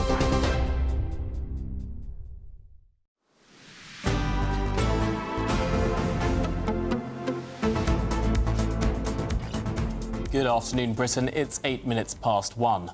Now, Thomas Burley from Swinton, described as an unquestionably a dangerous offender, has been jailed for 9 years for his role in last month's Rotherham riot. Yes, the 27-year-old's received the harshest sentence handed out so far after that bout of violence. Well, joining me now is our national reporter, Charlie Peters, for more on this. Charlie, 9 years, it's a considerable sentence. Yeah, when Jeremy Richardson, the recorder of Sheffield, the judge passing down this sentence, said it was an exceptionally serious case. And before giving the sentence, he did turn to Mr Burley in the dock and said, "You must listen very carefully to me now," as he explained that the maximum possible sentence for one of the charges he admitted, which was arson with the intent to endanger life, is life imprisonment. That was at the maximum level of culpability he could have been facing today. But in the end, it's 9 years. And under the current remit, that means he'll have to serve at least 4.5 in prison for that time. We'll get further details later about any additional sentencing requirements put down on him by the judge and the probation services. But this all took place during the violence we saw on the back of the Southport mass stabbing in the end of July. August the 4th was when this particular incident took place in Rotherham, in South Yorkshire. It's interesting we hear that Mr Burley is from Swinton, which is, I've been several times. It's quite a gentle part of the South Yorkshire town. It's just a suburb next to Rotherham. Lots of people there commuting into Sheffield. But very soon after those events on August the 4th, those from Swinton were caught up in some really horrific scenes. Some of the situations there were especially concerning to those inside the hotel housing asylum seekers and migrants who said in the court and during the evidence heard in the trial that they had feared for their lives. Now, the judge also read out a pre-sentence report, which was conducted by the probation service before this event happened today. It said that he had views which raised alarm with the probation officer. And the judge also said there were hints of a white supremacist mindset. Now, we haven't got details of what those views might have been. White supremacy is a very serious way of describing somebody's perspective. I wonder if we might be able to see that later today. But it also is part of a set of convictions that Thomas Burley already had. He had relevant previous convictions, the judge said, including criminal damage, attacking emergency workers and racially aggravated harassment. That's what the court heard today at Sheffield Crown Court. And that will have made this sentence more severe than someone for whom this would have been a first offence. It's definitely an aggravating factor. They would have had mitigating factors as well about Mr Burley's background, perhaps, but he also admitted a charge of possessing an offensive weapon. And I think, we heard from the judge at the start of the sentencing saying this is exceptionally serious. The maximum tariff is life imprisonment with a minimum term. For him not to get that sentence, for it to be brought down to 9 years, there would have been a set of mitigating factors in the court, but a core part of it would have been the fact that he has pleaded guilty. So we'll get further comment later about how this occurred, but the judge here saying you are an exceptionally serious offender while passing down the sentence, the longest for any of those involved in the violence in August. A long sentence, although, of course, liable to serve half of it behind bars. This is all in the context of talking about our prison spaces crisis. We started the programme today saying there were just 83 spaces left in prisons in England and Wales. I guess 82 now, to be glib about it. But this is, of course, amidst a time when prisoners are being let out even earlier than half of their sentence. How do these two issues go together? Well, the government will say that they need to keep the most serious offenders behind bars, of course.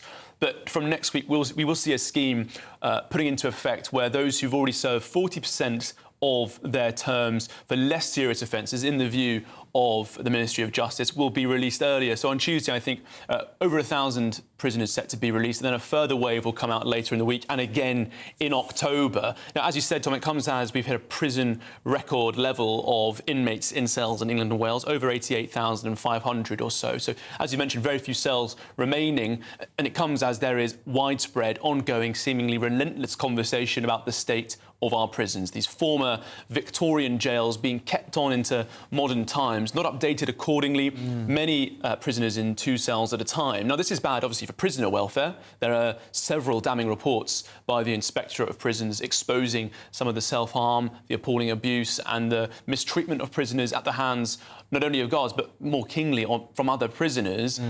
But it also creates a less secure criminal justice environment for us, because if judges and the courts don't have the opportunity to send prisoners away, then we do get into a potentially dangerous circumstances where those convicted of serious offences or repeat offenders don't face jail time. And we brought some reports onto this programme about a month ago, some analysis compiled by Neil O'Brien, the MP, which found that for many serious offences, you had to commit dozens of them before you were eventually imprisoned.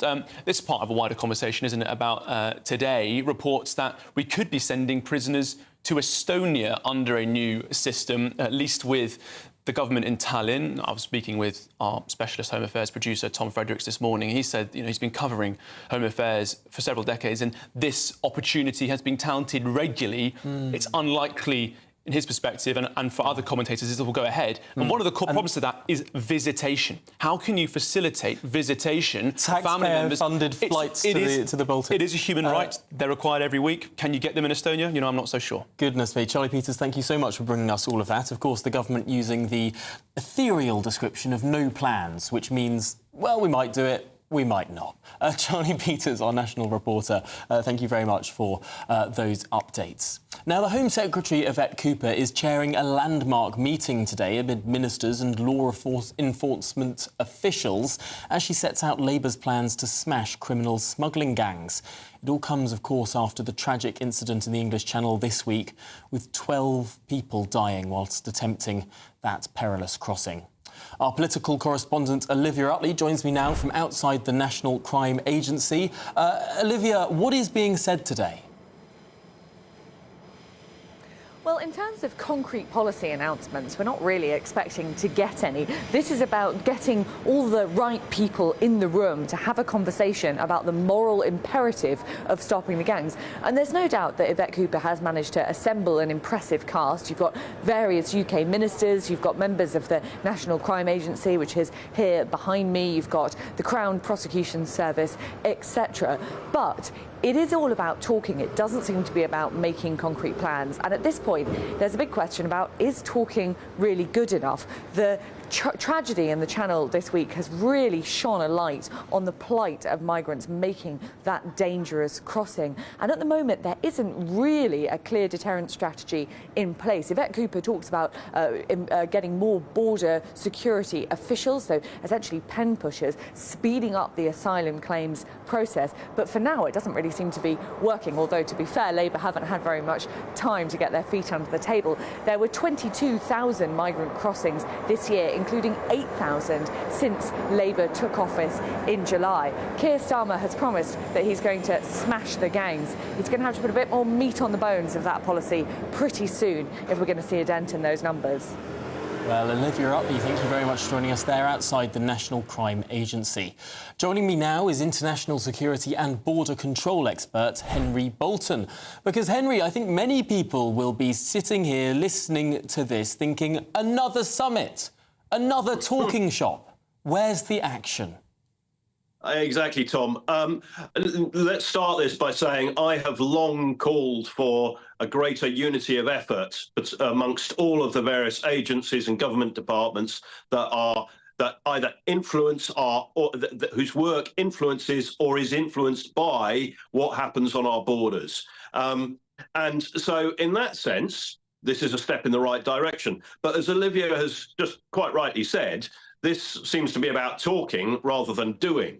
And that's the problem here. Now, I'm going to be very modest, Tom. I'm sorry, but, you know, there is, I think, only one person in the United Kingdom who has ever done this before, brought unity of effort across government, and that's me. I've done it for numerous countries. But I tell you now, Tom, the most incoherent, disjointed, if you like, approach to securing and managing our national air, maritime and land borders, and remember, we do have a land border, it's the railway, the tunnel, the most incoherent that I have come across in the 56 countries that I've worked in is the United Kingdom, by a long stretch. And it yet, is Henry, utterly we're told, incoherent. So, Henry, we're told that this government is bringing together a small boats command, is bringing together all of these different organisations, and they're going to have counter-terrorism powers, and it's going to be wonderful. Right, yeah. And we've got, I think, 63 local government authorities all doing different things with certain border facilities, recruiting people under different employment contracts, having different procedures and so on. We've got 8 different agencies patrolling the English Channel in various types of patrol boats, doing various sorts of functions. You know, you go to Sweden, you go to Canada, you go to Iceland, you go to Finland, you go to Denmark. You even go to a place that's only got a lake, which is the Republic of North Macedonia. And what have they done? They've combined all of these things together, all of these different agencies. So you get one agency doing all of the enforcement, all of the pollution control, and all of the air sea rescue stuff. They do it like a police force would do it. You don't decide to have a police force dealing with burglary, another one dealing with assaults, another one dealing with traffic problems or something. You bring one police force doing all of these things. In the United Kingdom, we have not done that. We're not even talking about it. I do. I mean, for example, the Foreign Secretary was supposed to be at this meeting this morning. Now, if indeed he was, or somebody very senior from the Foreign Office was there, great, because one of the big things, if you want to do upstream disruption of the people smuggling networks, then you've got to go out there with intelligence and tactical operations on the ground in coordination with local law enforcement, and that requires a strong diplomatic effort. If you want to open up the refugee convention, or you want to do anything like that, you've got to have not just have some cooperation with the Foreign, Commonwealth and Development Office. You have got to have an absolutely intimate team effort there. And to do that, Yes, you have to have a national borders coordinator, for want of a better word, not just simply a border security commander. You know, there's an expression, war is too important to be left to the generals. Now, that's no criticism of generals, but they have their particular perspective, their particular orientation towards their work. But it's the same with police officers. I suspect, now I don't know this, so I'm going out on a limb, but I suspect that we will see the new border security commander as a former police officer. That's a problem, because this person has to pull together local government, port authorities, airport authorities, diplomatic effort, intelligence effort, military effort, all of these things, as well as the conventional policing side. It's a massive ask. So a step in the right direction, but there's a long way to go, and there is not the experience in the Home Office or, I think, the government to do this. Now, we're short on time, but I do want to squeeze this in. Why on earth has it taken 2.5 months? I mean, the Home Secretary was saying that she wanted to recruit this new coordinator immediately. Yeah, I declare an interest because I applied for the job. I didn't even get longlisted, so cards on the table. I don't know. The timetable for this was to appoint somebody around about now, but I understand that's been delayed for a couple of weeks. I have no idea why. You know, I would not be embarking upon creating this sort of infrastructure and having these sort of talks until I had this person in the chair, because they are absolutely crucial to it. If they are a competent, and I hope they are, a competent, capable person able to do this job, then they are immediately going to find themselves inheriting something that the Home Secretary and others have put together, which is going to, it's going to inevitably be problematic for that person. So they need to be part of this design work, not come into it later. Well, Henry, it sounds like the Home Secretary has missed out on what could have been a bit of expertise at the top of government. Had she longlisted or shortlisted or appointed you. But you know what? If she had, we wouldn't get to talk to you as much. So I suppose there's a silver lining there. Thank you very much for coming on and talking us through that issue. Really appreciate it. Now, coming up, we're talking reports of cronyism within the Labour Party, within the government. Yes, there's another scandal brewing. Find out more after this.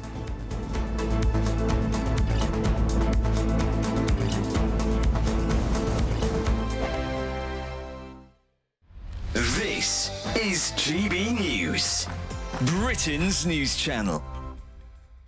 Let's have a look at this story in the Telegraph, Charlie. This is about Anglican Church, the Church of England, dropping the word church in favour of something a bit more modern sounding. Words such as community. Why are we afraid of the word church? Well, that's my question. I mean, you've got to assume that they think it solves some kind of problem. But I think, you know, there are a lot of people who feel very strongly about their particular religious institution, whatever they all have different names, don't they? And if you rename one, do you have to rename all of them? Can we no longer use an individual name for different religions, community buildings? Are you religious? I'm spiritual. You sound like him, yeah. No, certainly. Oh, don't get any started on me. Do I believe in a God? Yes. Do I believe in any of the particular gods that are offered to us? Still undecided. I'm like you. I said exactly that. You two are the same. You two are exactly. What about you, Anna? Are you particularly religious? Well, I'm not a proper religious. I won't name myself as a religious, but I really do respect religions. And we have bigger problems to think about. Is it a sign of where we're at in this secular society? Yes. We're moving more and more towards that. The Anglican Church feels that the only way to be relevant is to take away any reference to church going, to being religious. I think if the substance of what you're offering is good, it doesn't matter what it's called. You know, so if people are going to find solace and peace in a place that makes them feel better, they're not going to care too much about what it's called. So I think relabeling it, rebranding it, I don't know, maybe it'll help, maybe it won't, but it's going to certainly upset a lot of people, I should think. And people whose religion is important to them and kind of central to their lives, you can imagine. Absolutely. There's a reason Justin Welby is nicknamed by some quarters the Archbishop of Woke. Maybe this adds fuel to the fire, who knows? GB News, the People's Channel.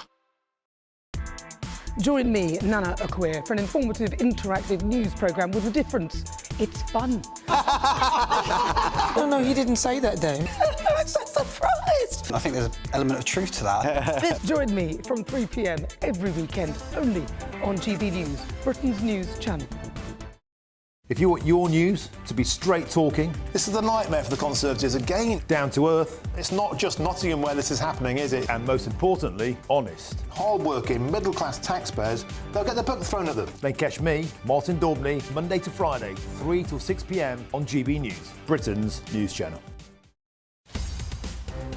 In the GB Newsroom, we bring you the news as it happens. With our team of dedicated journalists across the UK, we're ready to keep you up to date with what's happening every half an hour, every single day. Bulletins here on GB News, the People's Channel, Britain's news channel.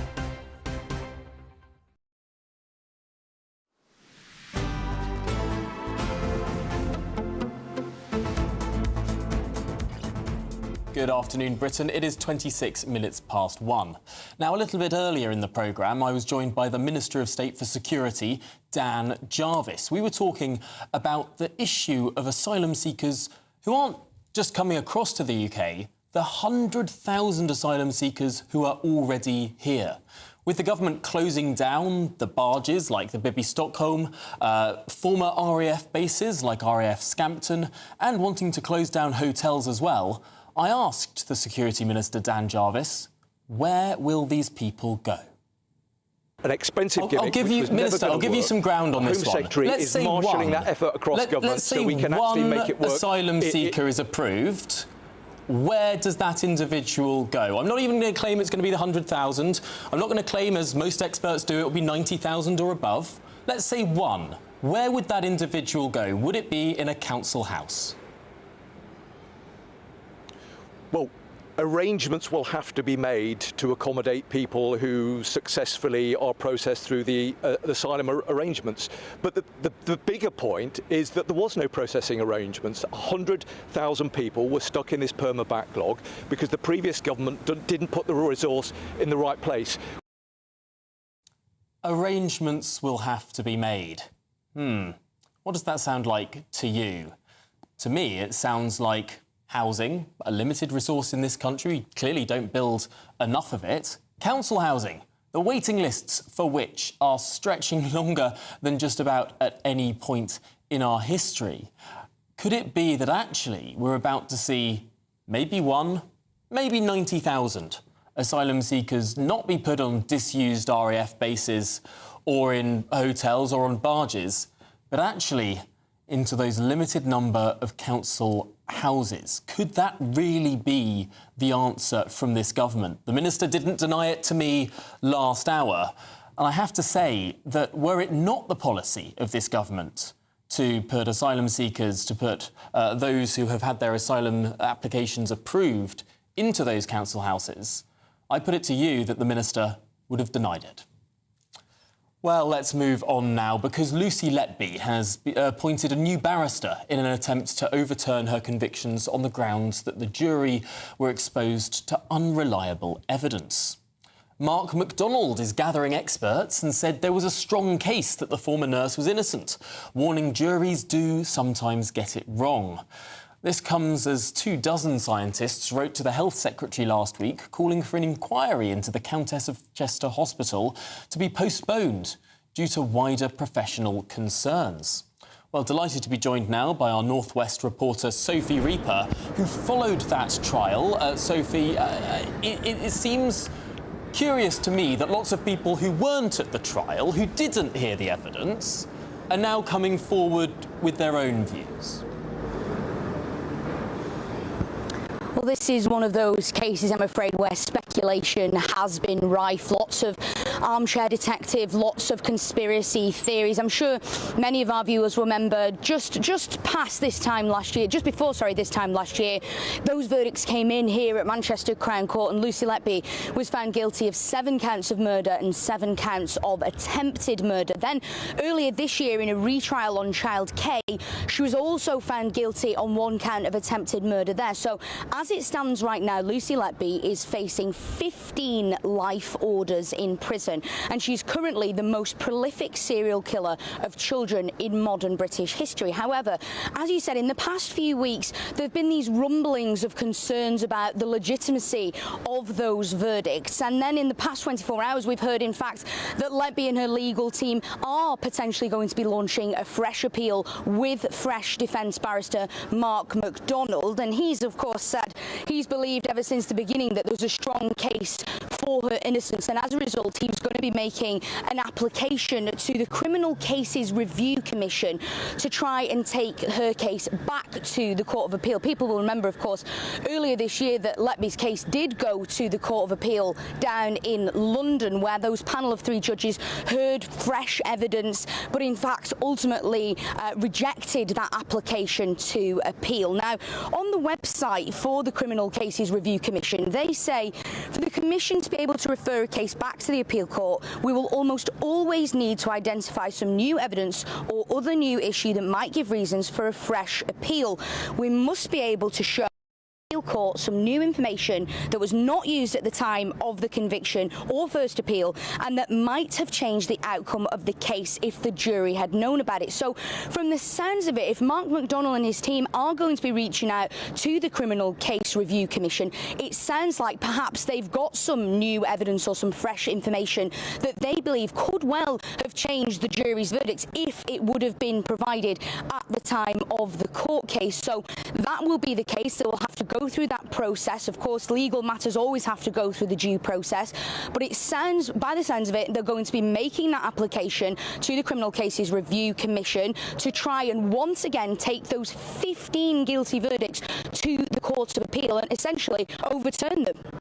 Goodness me, well, it sounds like an absolutely mammoth situation ahead. Sophie Reaper, thank you very much for talking us through it. Well, this is Good Afternoon Britain on GB News. Coming up, we'll be hearing from Home Secretary Yvette Cooper as she hosts that landmark meeting on stopping the smuggling gangs. But before that, here are your headlines with Sam.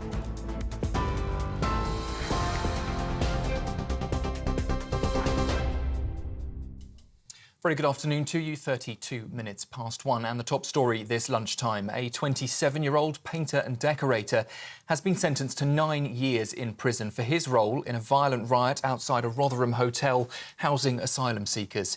Sheffield Crown Court heard he was engaged in what the judge described as a grotesque act of violence fuelled by malicious and ignorant social media posts.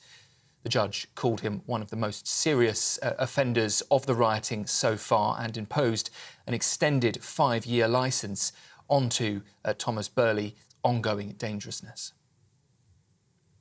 Spanish police have found the body of a young man in a mountainous area of Mallorca believed to be that of a British hiker.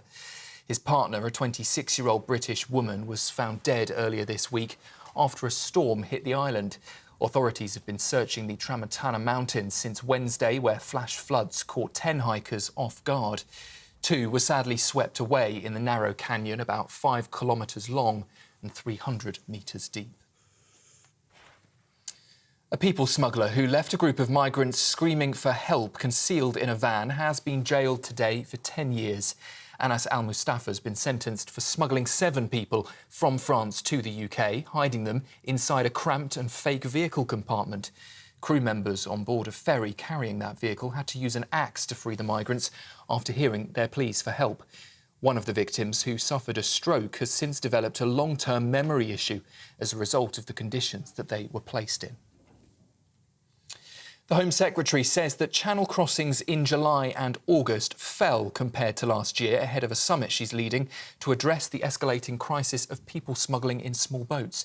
The meeting comes in response to a tragic incident this week where 12 lives were lost when a boat capsized in the deadliest crossing so far this year. Yvette Cooper is being joined by key cabinet ministers, intelligence officials and law enforcement agencies to target criminal smuggling networks. She says there is a moral imperative to act and wants to see tighter collaboration with European partners. And the UK is sending 650 missiles to Ukraine in a £160 million boost to its defence against the war with Russia. John Healey, making his first appearance as Defence Secretary, will make the announcement at a summit in Germany today. The missiles are part of a larger £3 billion aid package and will be delivered by the end of this year. Those are the latest headlines from the GB newsroom for now. I'll be back in half an hour. First, though, a look at the markets. For the very latest GB News direct to your smartphone, sign up to News Alerts by scanning the QR code or go to gbnews.com/alerts. Cheers Britannia Wine Club proudly sponsors the GB News Financial Report. Well, as promised, here is a quick look at the markets for you this hour. The pound will buy you $1.3175 and €1.1863. The price of gold, £1,913.32 per ounce. And the FTSE 100 is at 8,227 points. Cheers Britannia Wine Club proudly sponsors the GB News Financial Report. Good morning. Welcome to your latest GB News weather update brought to you from the Met Office. There's a rain warning in force across southern areas. We could see some further localised flooding and travel disruption today.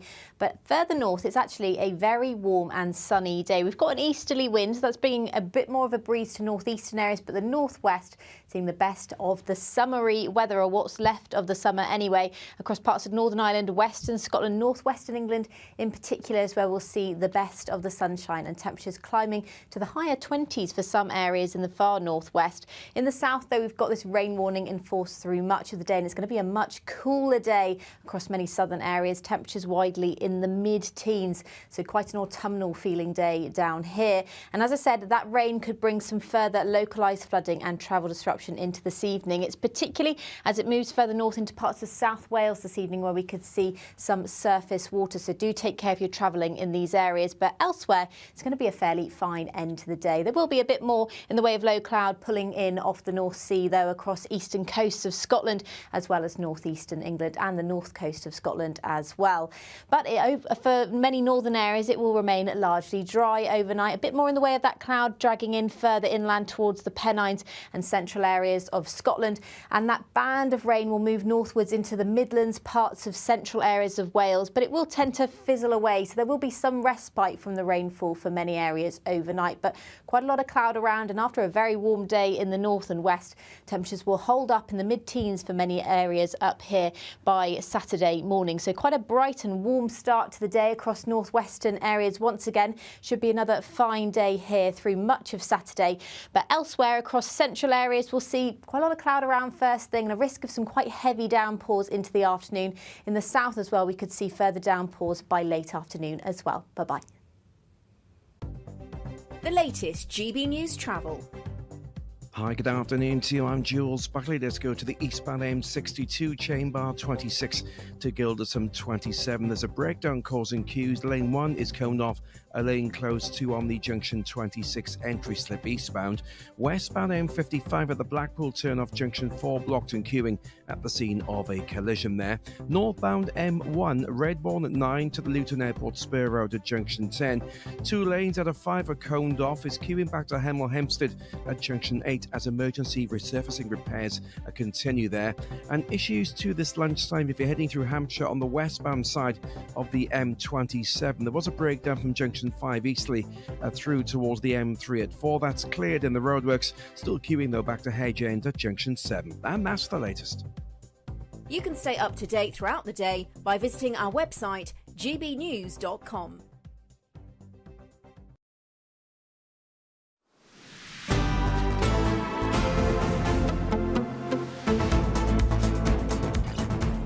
Good afternoon, Britain. It's just coming up to 20 to 2. Now, here's one for you. Yes, more cronyism allegations at the core of the government. Labour's election fundraiser, Wahid Ali, has come under fire for making recommendations for public appointments.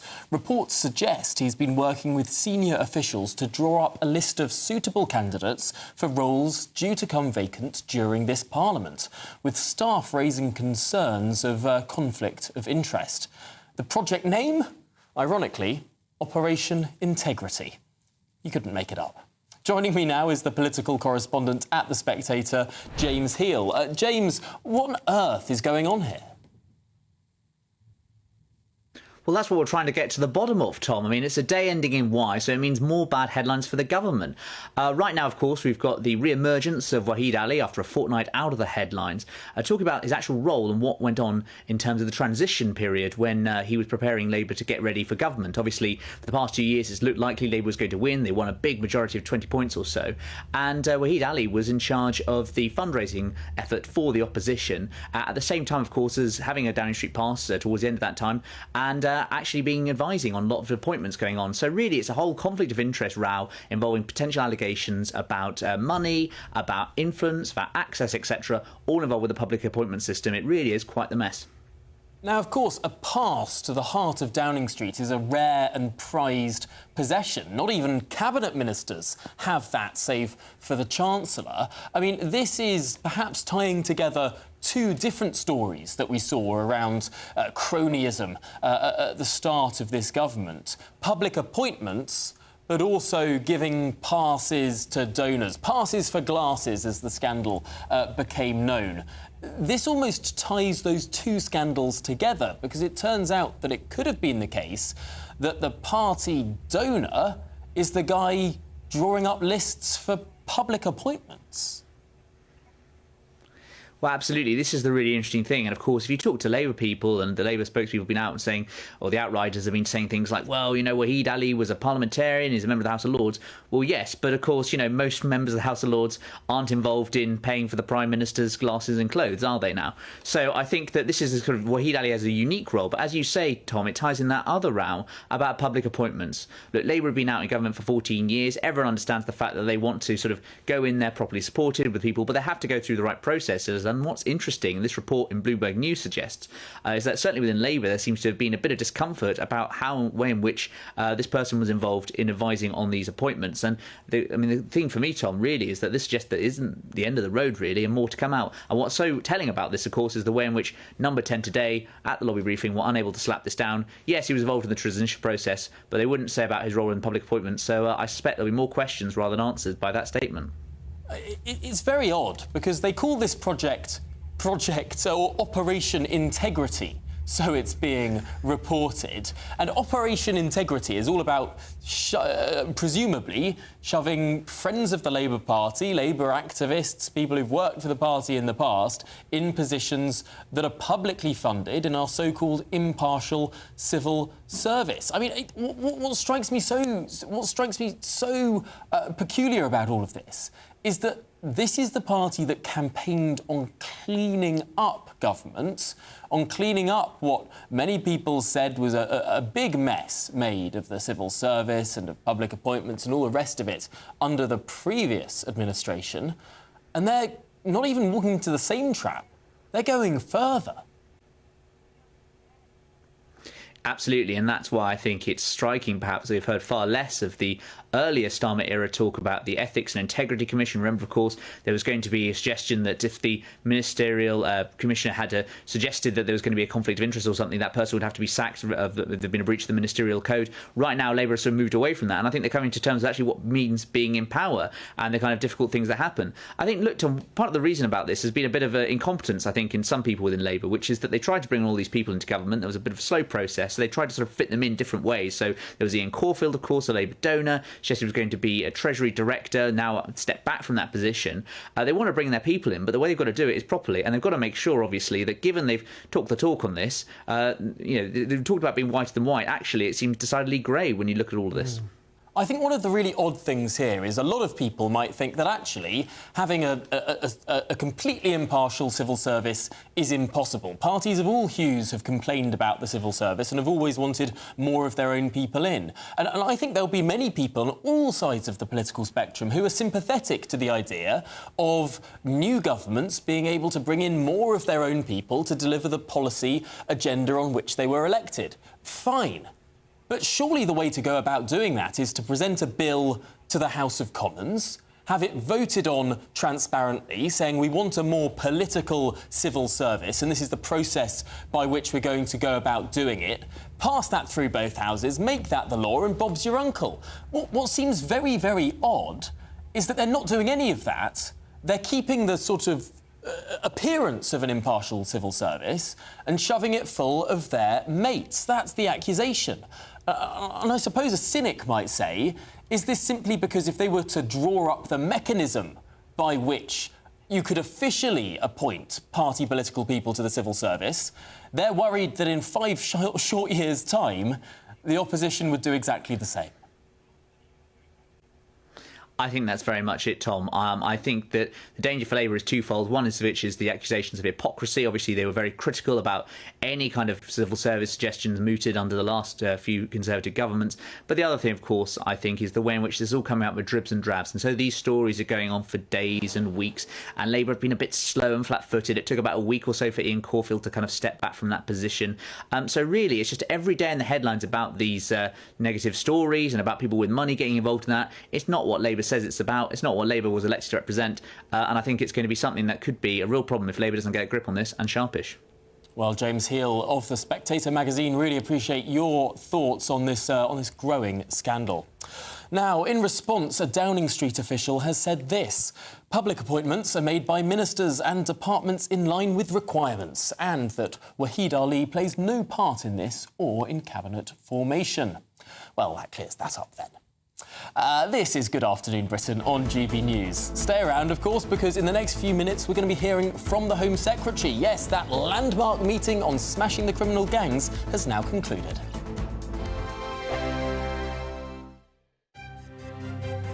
GB News Breakfast. Every day from 6 a.m. Fatima's UK campaign, Children and Young People Matter.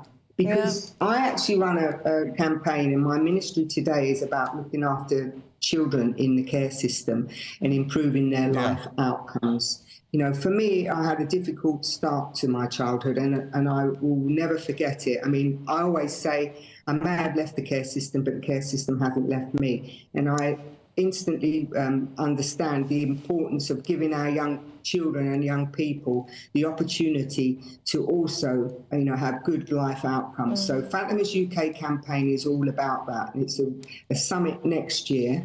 Eamon, I hope you're going to come. No, I know we've talked about this before, and certainly, I mean, I believe in what you're doing. I think it's marvellous what you're doing, and that's why, you know, when you think about children, and children are so close to you, and you look at that horror that happened in Southport yesterday, I mean, things like that exactly. will really hit home hard. Well, children are the innocent ones, aren't they, Eamon? And this is what we look at when you think they're the future. We've got to start to put them back at the top. And it's a travesty when we see things like that, you know, Omar, that happen. You know, children are the ones that are impacted. And, you know, it's, for me, you know, really important to be able to do the best we can and looking after their future. And so hopefully, you know, I'm going to the Pyrenees in September, Eamon. That's my next challenge, the Bay of Biscay, from France to Spain and back. And hopefully people can go online, fatimascampaign.com, and give generously to help make a difference to these young people's lives. Because, as I say, children are the future. GB News, the People's Channel. I'm Christopher Hope. And I'm Gloria Di Piero, bringing you PMQ's live here on GB News. Whenever Parliament is in session on a Wednesday at midday, we'll bring you live coverage of Prime Minister's questions. We'll be asking our viewers and listeners to submit the questions that they would like to put to the Prime Minister, and we'll put that to our panel of top politicians in our Westminster studio. That's PMQ's live here on GB News, Britain's news channel. Are the newspapers getting you down? My wife didn't divorce me that month. Struggling to separate the wheat from the chaff? I know that it's a bit of a circus at the best of times. Well, don't worry. Headliners has got you covered. We'll take the burden of reading the day's news, and if we get depressed, who cares? It's an occupational hazard, frankly. That's Headliners on GB News from 11 p.m. till midnight, and the following morning, 5 till 6 a.m. on GB News, the comedy channel. Nah, just kidding. Britain's news channel.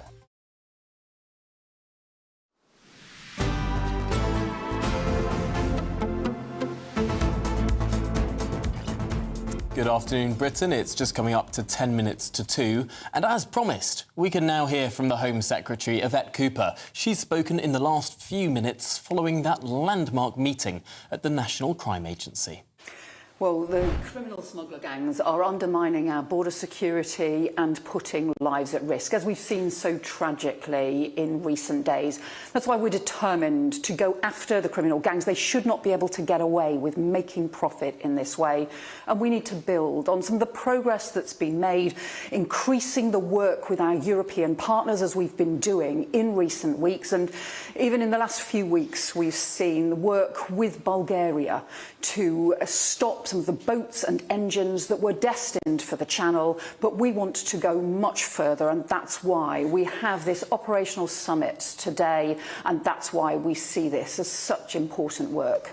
We've seen more than 1,500 migrants arriving in Kent, having crossed the Channel in the last 8 days. That doesn't sound like progress to me. We have this dangerous situation. The criminal gangs are undermining border security. They are putting lives at risk. In the first half of the year, the numbers of crossings that we inherited from the previous government were a record high for spring crossings. The numbers in July and August have been lower than in previous years, but we've also seen lives being lost, and we still see these criminal gangs operating along the North French coast.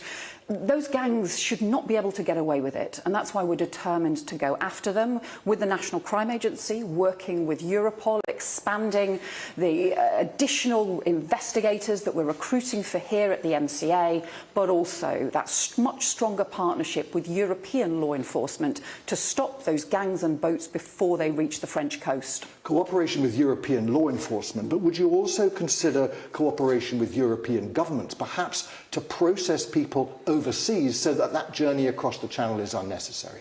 Well, we're working closely now with other European law enforcement, other governments. The Prime Minister has had serious discussions with other European leaders about the importance of us going after this organised immigration crime that is making huge profits from this dangerous trade in people.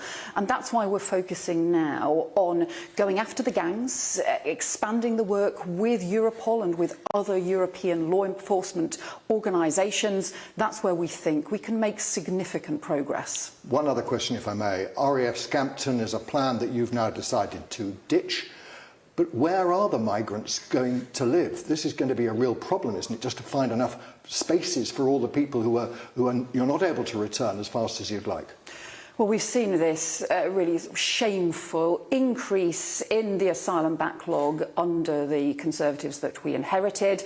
We also saw much lower returns, way lower returns than under the last Labour government. So the action we've immediately taken is to significantly increase the number of returns since the general election.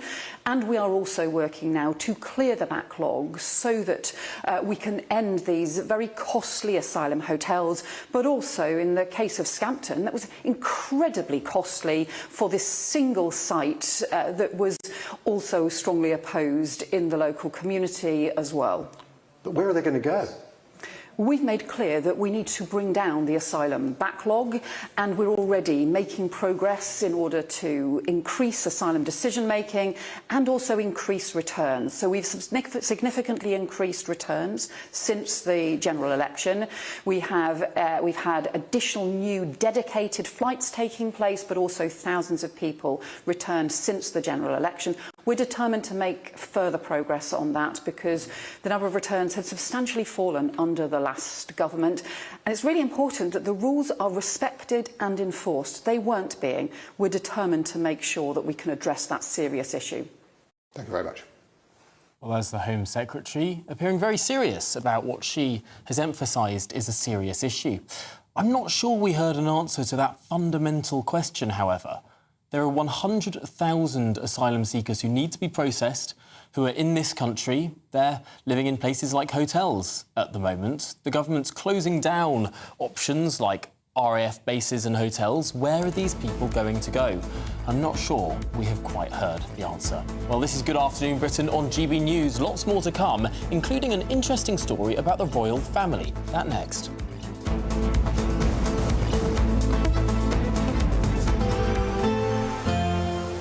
brighter outlook with Box Solar, sponsors of weather on GB News. Good morning. Welcome to your latest GB News weather update brought to you from the Met Office. There's a rain warning in force across southern areas. We could see some further localised flooding and travel disruption today. But further north, it's actually a very warm and sunny day. We've got an easterly wind that's bringing a bit more of a breeze to northeastern areas, but the northwest seeing the best of the summery weather, or what's left of the summer anyway, across parts of Northern Ireland, Western Scotland, northwestern England in particular is where we'll see the best of the sunshine, and temperatures climbing to the higher 20s for some areas in the far northwest. In the south, though, we've got this rain warning in force through much of the day, and it's going to be a much cooler day across many southern areas. Temperatures widely in the mid-teens, so quite an autumnal feeling day down here. And as I said, that rain could bring some further localised flooding and travel disruption into this evening. It's particularly as it moves further north into parts of South Wales this evening where we could see some surface water, so do take care if you're travelling in these areas. But elsewhere, it's going to be a fairly fine end to the day. There will be a bit more in the way of low cloud pulling in off the North Sea, though, across eastern coasts of Scotland, as well as northeastern England and the north coast of Scotland as well. But for many northern areas, it will remain largely dry overnight. A bit more in the way of that cloud dragging in further inland towards the Pennines and central areas of Scotland. And that band of rain will move northwards into the Midlands, parts of central areas of Wales, but it will tend to fizzle away. So there will be some respite from the rainfall for many areas overnight, but quite a lot of cloud around. And after a very warm day in the north and west, temperatures will hold up in the mid-teens for many areas up here by Saturday morning. So quite a bright and warm start to the day across northwestern areas. Once again, should be another fine day here through much of Saturday. But elsewhere across central areas, we'll see quite a lot of cloud around first thing and a risk of some quite heavy downpours into the afternoon. In the south as well, we could see further downpours by late afternoon as well. Bye-bye. That warm feeling inside from Boxed Boilers, sponsors of weather on GB News. How would you... Mark Dolan tonight is your weekend dose of news, debate and entertainment. This sounds like a wild conspiracy theory. Don't miss My Big Opinion. Mark meets at My Take at 10. Democracy is a funny old thing. And we don't do boring, not on my watch. I just won't have it. Let's go and get another glass of that bubbly. You've earned it. That's Mark Dolan tonight, Saturday and Sunday, 9 to 11, only on GB News, the People's Channel, Britain's news channel. Hi there, I'm Michelle Dewberry, and I'm going to take a second to tell you all about my show, Dubes & Co. We start off with the issues of the day. We then bring in both sides of the argument. We get rid of the disrespect. And then you throw me into the mix. And trust me, I'll tell it exactly how it is. And then, of course, the magic ingredient, you at home. We mix it all together, and what have we got? In my opinion, the best debate show in town. Monday to Friday, 6 till 7 on GB News, Britain's news channel. Are the newspapers getting you down? My wife didn't divorce me that month. Struggling to separate the wheat from the chaff? I know that it's a bit of a circus at the best of times. Well, don't worry, Headliners has got you covered. We'll take the burden of reading the day's news, and if we get depressed, who cares? It's an occupational hazard, frankly. That's Headliners on GB News from 11 p.m. till midnight, and the following morning, 5 till 6 a.m. on GB News, the comedy channel. Nah, just kidding. Britain's news channel. Join me, Camilla Tominey, for a frank and honest discussion with those in power that cuts through the spin and gets to the heart of the issues shaping our nation. You haven't confirmed that you want to stand as leader, but you haven't ruled it out either. This report basically says that he's not fit to stand trial. Is he indecisive? Incompetent? I deliver the dose of reality Westminster needs. That's the Camilla Tominey Show at 9:30 every Sunday on GB News. The People's Channel, Britain's news channel.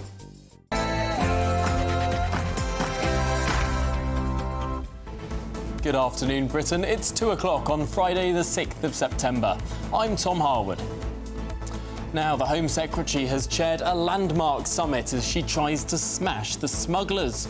Following the meeting, Yvette Cooper said the UK has a moral imperative to stop trafficking gangs. But where's the action? And Britain used to ship prisoners off to Australia, of course. But could Estonia be our next penal colony? With just 83 cell spaces left in England and Wales, the government is looking for answers, potentially, out of the 19th century. And convicted baby killer Lucy Letby hires a new lawyer to lead her defence. Growing questions are being asked about the evidence presented to the jury during her trial. Was it a miscarriage of justice, or is this all a misguided media storm?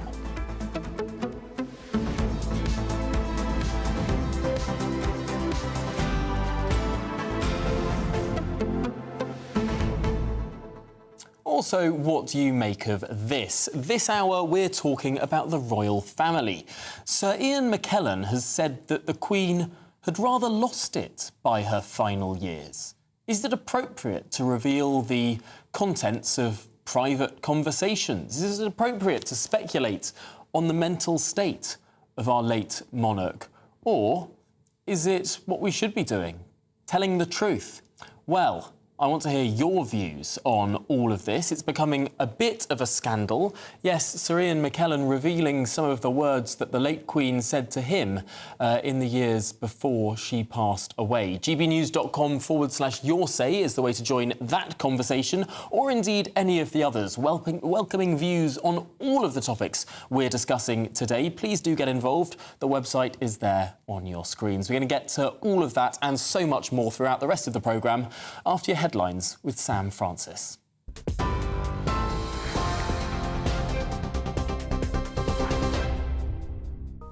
Tom, thank you very much indeed. Good afternoon to you. It's just after 2 o'clock, and the top story this afternoon. A 27-year-old painter and decorator has been sentenced to 9 years in prison for his role in a violent riot outside Rotherham's hotel that was housing asylum seekers. Sheffield Crown Court heard Tom Bailey engaged in what the judge described as grotesque acts of violence fuelled by malicious and ignorant social media posts, he said. The judge also called it one of the most serious cases of rioting and imposed an extended 5-year licence because of what he called Burley's ongoing dangerousness. In Spain, police have found the body of a young man in a mountainous area of Mallorca, believed to be that of a missing British hiker. His partner, a 26-year-old British woman, was also found dead earlier this week after a storm hit the island. Authorities have been searching the Tramontana Mountains since Wednesday, where flash floods caught 10 hikers off guard. 2 were swept away into a narrow canyon about 5 kilometres long and 300 metres deep. The Home Secretary has been chairing a summit today addressing the escalating crisis of people smuggling across the English Channel. That meeting followed a tragic incident this week where 12 lives were lost when a boat capsized in the deadliest crossing so far this year. Yvette Cooper's been joined by cabinet ministers, intelligence officials and law enforcement agencies to target criminal smuggling networks. And she says there's a moral imperative to act and wants to see tighter collaboration with European partners. We're determined to go after the criminal gangs. They should not be able to get away with making profit in this way. And we need to build on some of the progress that's been made, increasing the work with our European partners as we've been doing in recent weeks. And even in the last few weeks, we've seen the work with Bulgaria to stop some of the boats and engines that were destined for the Channel. But we want to go much further, and that's why we have this operational summit today. And that's why we see this as such important work. Home Secretary Yvette Cooper there speaking moments ago. Well, a people smuggler who left a group of migrants banging and screaming for help, concealed in the back of a van, has been jailed for 10 years. Anas Al-Mustafa has been sentenced for people smuggling, with 7 being taken from France to the UK, being hidden in a cramped and fake vehicle compartment. Crew members on a ferry carrying that vehicle used an axe to free the migrants after hearing their pleas for help. One of the victims, who suffered a stroke, has since developed a long-term memory issue as a result of those conditions. Germany is considering using British-funded facilities in Rwanda to deport migrants entering the EU illegally. It comes as Berlin faces mounting pressure to curb illegal migration following last month's ISIS-linked stabbing at a festival. German officials think the EU should repurpose the asylum facilities that Britain set up, which were recently scrapped by Sir Keir Starmer. Our political correspondent, Olivia Utley, has more for us.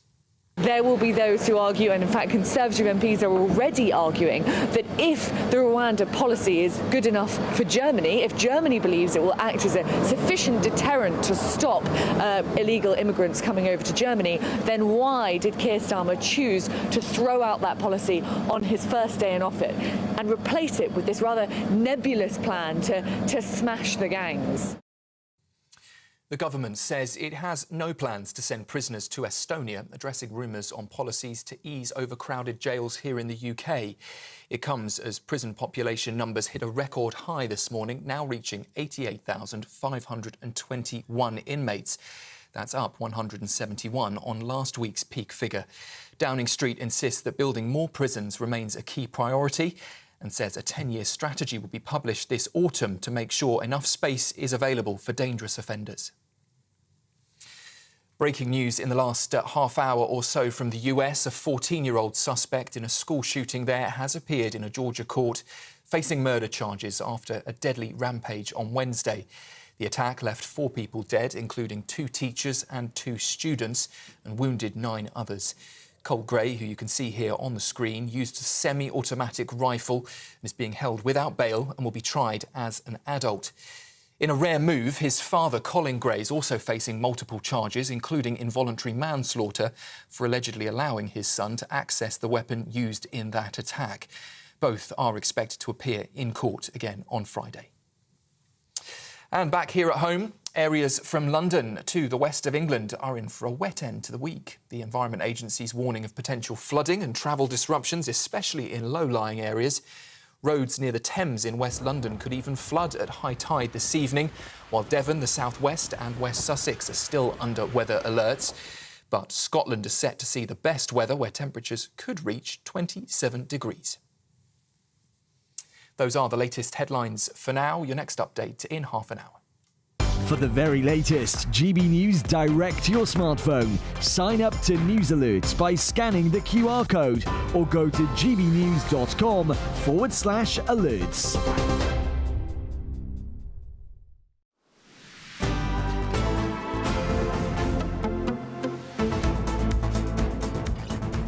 Good afternoon, Britain. It is 7 minutes past 2. Now, the Home Secretary, Yvette Cooper, chaired a landmark meeting with ministers and law enforcement officials today as she sets out Labour's plans to, as she describes, smash the criminal smuggling gangs. It all comes, of course, after that tragic incident in the English Channel this week, with 12 people dying attempting that perilous crossing. Well, our political correspondent, Olivia Utley, joins me now from outside the National Crime Agency, where the meeting took place. And Olivia, we've heard in the last few minutes from the Home Secretary. What does she make of what went on today? Well, what she wants to do is, as she explained this morning, is speed up the returns process for migrants who have come here illegally. That seems to have been one of the main focuses of the meeting this morning. She says that over the course of the Conservative government, there were a far lower number of returns than under the Labour government that came before it. And she claims that already since they've taken office, the Labour Party has managed to speed up that returns process, and now they're planning to tackle the backlog. The question is, will that be enough? Will that be enough of a deterrent to stop migrants coming here in the first place? Because the problem for the government is that there is a constant stream of migrants from all over the world who want to come to Britain, and however fast you can return them, unless there's something to stop them coming here in the first place, this is going to be a continuous issue. Yvette Cooper didn't really talk about any kind of potential deterrent policy. Obviously, the Labour government chose to throw out the Conservatives' Rwanda policy, which would have seen migrants deported indefinitely to Rwanda when they arrived illegally in the UK. They said that that scheme was a waste of money and a gimmick, and you can see where they're coming from. Between when the scheme was first mooted in 2022 and 2024, when the election was called, no migrant was actually deported to Rwanda. But there are those who are saying, particularly, of course, on the Conservative benches, that Labour essentially threw out the baby with the bathwater. And that point has been sort of highlighted by the fact that the German government is now considering using some of those facilities in Rwanda that have been paid for already by the British taxpayer in order to temporarily house migrants who've come over illegally from Germany. So there will be questions, if that does go ahead, about why, if that scheme is good enough for Germany, it's not good enough for Britain.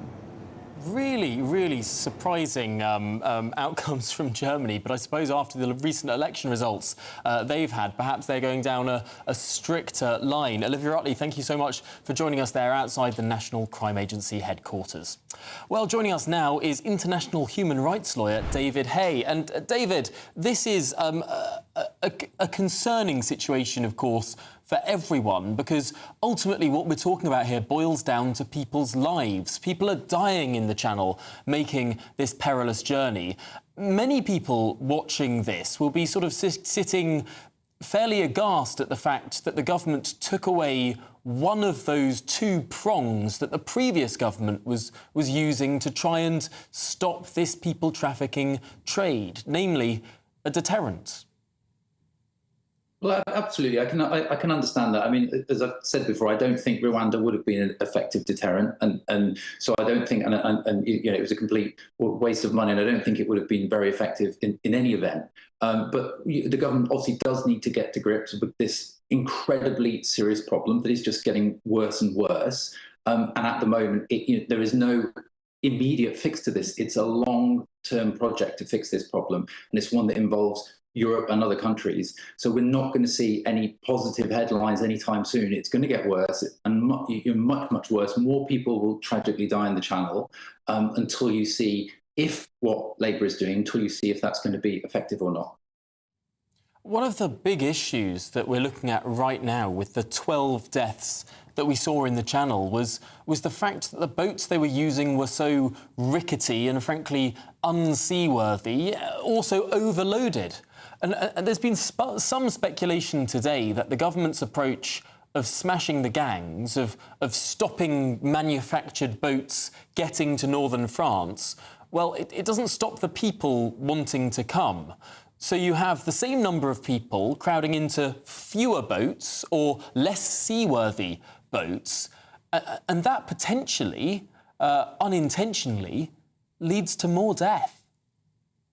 I think, Tom, it's very difficult to actually, stop people wanting to come to the country.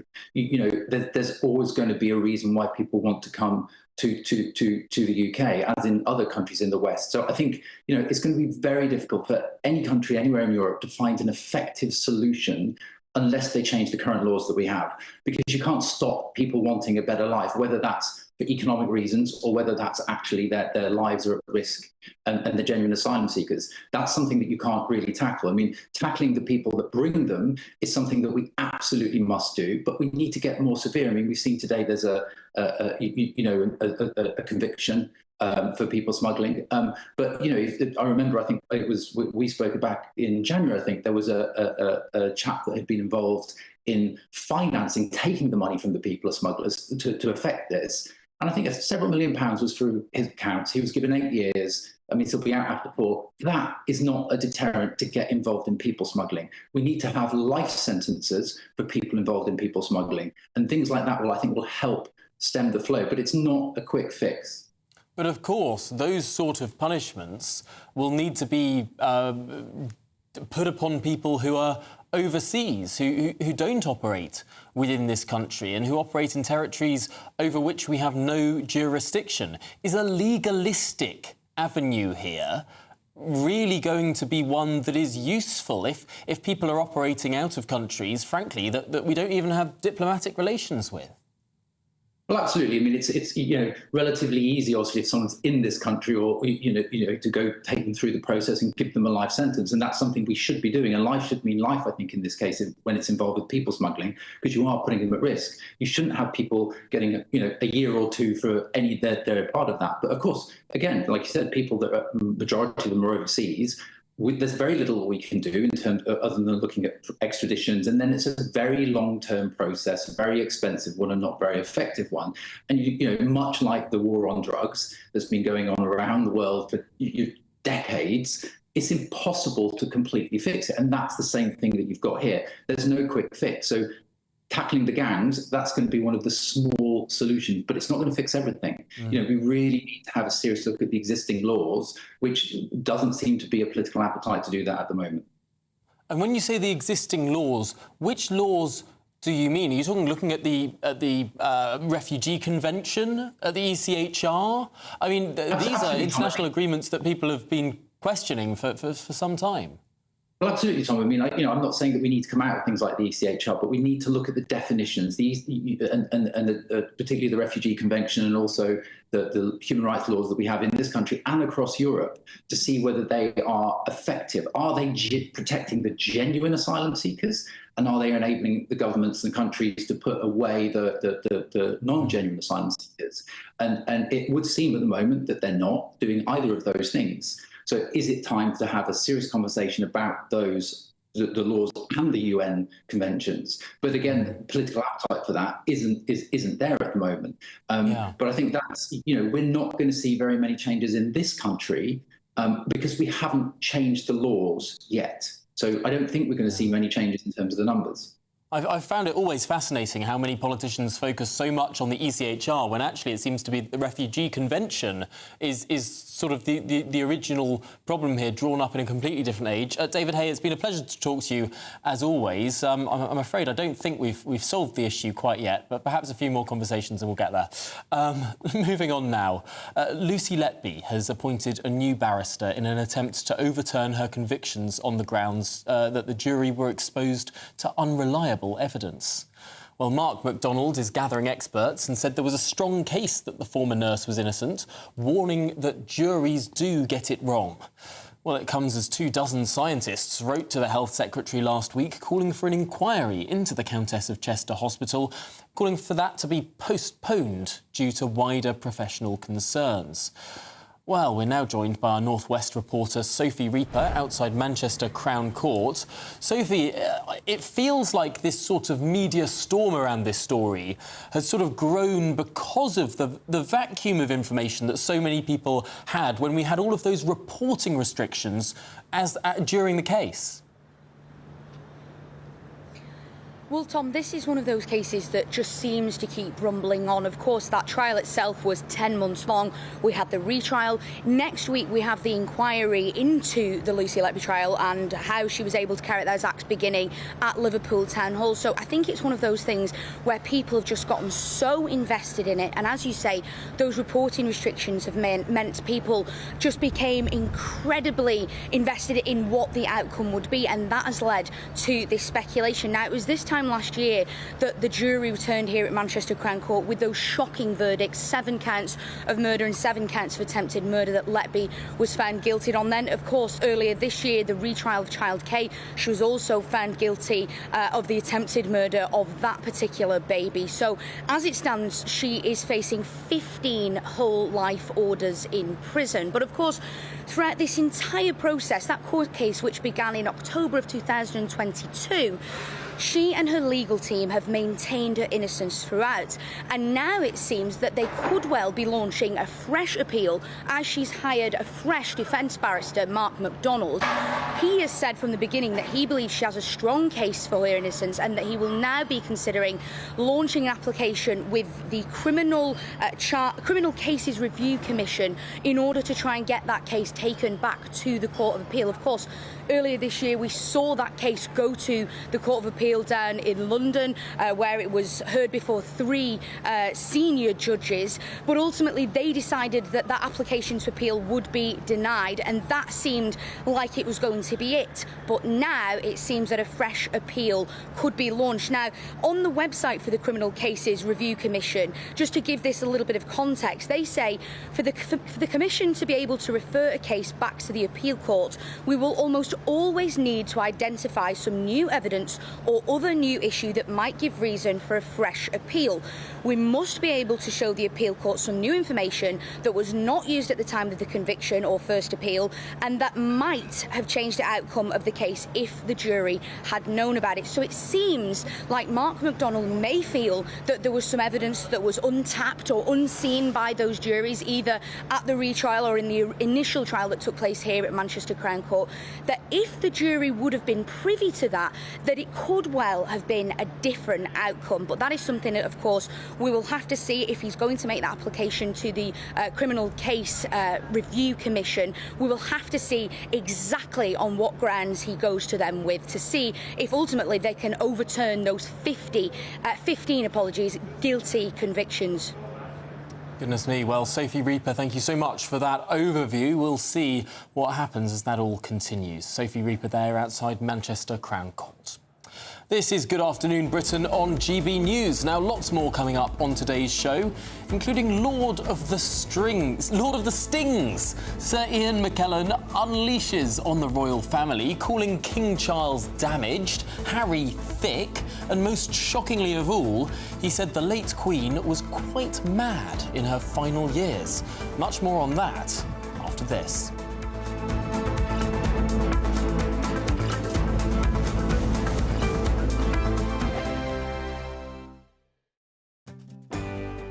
I'm Michael Portillo. This is GB News, the People's Channel, Britain's news channel. This is GB News, Britain's news channel. You'll relate to this one. We've all been there, haven't we? Tensions high in the car as you head off on the latest adventure or holiday during the summer break. Now, with the average family set to spend about 3.5 hours a week together in the car driving on the roads during the holidays, new research has shown that our relationships could be tested to the limit. Yes, figures show that 21% are having arguments for simple things like the driver going the wrong way, which we were saying is not actually very simple. That's very simple. I was going to say that. I'm surprised it's just 21%. Yes. If I was going the wrong way down the road, you'd know about You'd hear from me. A further 20% squabbling over how their partner drives, yes, and 25% admitting to being more prone to rowing when their kids are misbehaving. It's a lot to deal with, isn't it? Fair enough. Well, we're joined now by dating and relationship coach and author Persia Lawson. Good to see you this morning, Persia. What is it about being in a car that just makes things so tense? Well, I think it's probably quite obvious, isn't it? It's the fact that we are in a confined space, we can't go anywhere, and it can just really create so much tension and stress, especially if you and your other half or a family member, whoever you're in the car with, are going through a little bit of a tricky time. And if it's really hot outside, that doesn't help either. So inevitably, it creates a lot of irritation and bickering, I would say, from my experience. And what is it about children? If you add children into the mix, it just makes things very, very difficult, doesn't it? Well, yeah, because there's a lot of, are we there yet? Yeah. Kicking the back seat and just squabbles, kicking the siblings. So adding children into the mix is just going to turn the heat up on that tension. GB News, the People's Channel. Every Saturday, 10 till 12, we'll bring you all of the news that you need to know. We'll also remind you that there is so much to smile about. It's my favourite time of the week. I get to relax, enjoy some light-hearted stories, and let Ellie teach me about fashion too. That's Saturday Morning Live, every Saturday, 10 till 12. Only on GB News, Britain's news channel. I'm Christopher Hope. From pop stars to politicians, I'll interview anybody in a pub who's got a political opinion. Join me every Friday on Spotify, Apple Podcasts, YouTube or gbnews.com, or wherever you get your podcasts. This is GB News, the People's Channel. If you want your news to be straight talking, this is a nightmare for the Conservatives again. Down to earth. It's not just Nottingham where this is happening, is it? And most importantly, honest. Hard-working, middle-class taxpayers, they'll get their book thrown at them. Then catch me, Martin Daubney, Monday to Friday, 3 till 6 p.m. on GB News, Britain's news channel.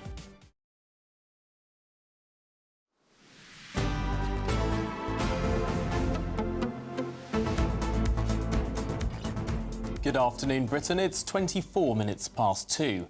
Now, Sir Ian McKellen, regarded himself as British acting royalty, has decided to take aim at the royal family, including the late Queen. Well, the Lord of the Rings thespian said Prince Harry is not bright, King Charles is clearly damaged, and most shockingly, he said the Queen was quite mad in her final years. Well, let's get more on that with the former BBC royal correspondent Michael Cole. Michael, this is a pretty strange outburst from Sir Ian. It's fairly unusual to sort of have private conversations talked about in this sort of way. Yes, it's quite a royal broadside, you might say. 6 years ago, Sir Ian was playing King Lear, and to slightly misquote Shakespeare, speaking through King Lear, how sharper than a serpent's tooth it is to have a thankless actor. Because there we are, Sir Ian is a knight of the realm. He's also a companion of honour. Now, there are only 65 of those, and they are given for achievement over a long period. And when the Queen was investing him with this honour in 2008, she said to him, not unreasonably, "You've been doing this a long time." And he came back at her and he said, "Not as long as you." And then she said, "Does anyone still go to the theatre?" Well, he took that to be a rude remark by her, so he says, and a put down to his great profession. But it's a fairly reasonable question, I would have thought, because with the ticket prices sky high, who can afford it anymore? Some people can, corporate people perhaps, but the ordinary man in the street finds it a struggle to pay 3 figures for a ticket to an ordinary show, or perhaps a good show in the West End. But as you say, he's taken a scattergun approach, criticised Prince Philip, the late Prince Philip, as being deeply unhappy, and also the present king being also unhappy within the self, and having a good swipe at Prince Harry, although he says he's a big supporter of Prince Harry. But then he goes on to say he had the pick of all the beautiful girls. I hope he chose the right one. You know, it's a strange eruption from this ancient thespian who is so well respected to take issue with the royal family when absolutely there is no reason to, because I've always known the Queen to be endlessly patient and kind, knowing as she does that every word she says will be cherished by somebody and taken home and remembered. And I would have thought she's far too astute and discreet to have done anything that would have annoyed him. But so it seems he's upset. It's strange, of course, because he's a pretty thick-skinned actor, and the Queen was known to have a bit of a cheeky sense of humour herself. I mean, he can't have seriously thought that his profession was being besmirched. I would have thought that actually a monarch who said a bit more than "how do you do" and "have you come far" would perhaps be a bit more of an entertaining conversation, talking about the sort of the relative prowess of the theatre. Yeah, you're absolutely right, of course. And I think it shows respect to want to actually discuss something. I don't know why anybody would take umbrage at a question like that, because it's something which preoccupies everybody in the theatrical profession, particularly at this time after COVID and so on.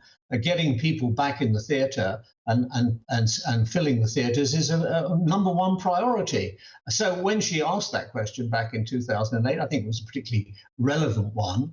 And why not? Let's have a discussion about it. He then says that the way she shook his hand was clearly indicated to him that it was a brush off and she wanted to move on. But I'm quite sure she was investing other people that day, and she had to get through her programme, and everybody had to have an even chance. Now, as you say, Sir Ian is a knight of the realm, a companion of honour. These two things will mean that he has pretty close access in some ways, much closer access than many people, just certainly than I do, of the royal family. Should we take what he says seriously? Well, there are only 65 companions of honour, and that's for achievement over a long lifetime. And in the citation, he was praised for his acting ability. I think I'm going to read it: outstanding achievements as an actor, and also for his work championing the causes of diversity. But I go way back to Clause 28 and everything. He's always been outspoken. He led or was certainly involved in the campaign against that. He's always spoken up on chat shows, saying things which are controversial. At his time in life, at 85, perhaps he thinks he can let rip a bit. But I'm not sure whether it will go down terribly well, because ingratitude is, I think, something that sticks in the throat of many, many people. He's been very fortunate. Of course, he's a great talented actor. I've seen him once or twice on the stage. But I think when somebody has passed on, Prince Philip, and of course the late Queen, it is a little bit unkind and a little bit unthinking, and it will upset other members of the family and many, many other people who cherish the memory of the late Queen. I think you're probably right there. I don't know if it was meant in that way from Sir Ian, although there is one thing that he said that might strike more of a chord with the rest of the country, and that's saying that Prince Harry isn't that bright. Well, I don't think anybody would say he was Einstein.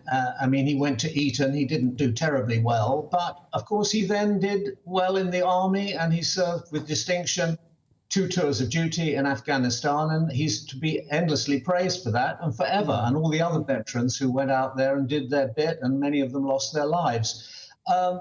It's a little bit of a put down when you have the talents and the ability and the praise and the accolades that he has to criticize and snipe at other people because they're not quite as intellectually bright as you are, is a little bit infra-dig, I think, and not worthy of a Knight of the Realm and a Companion of Honour.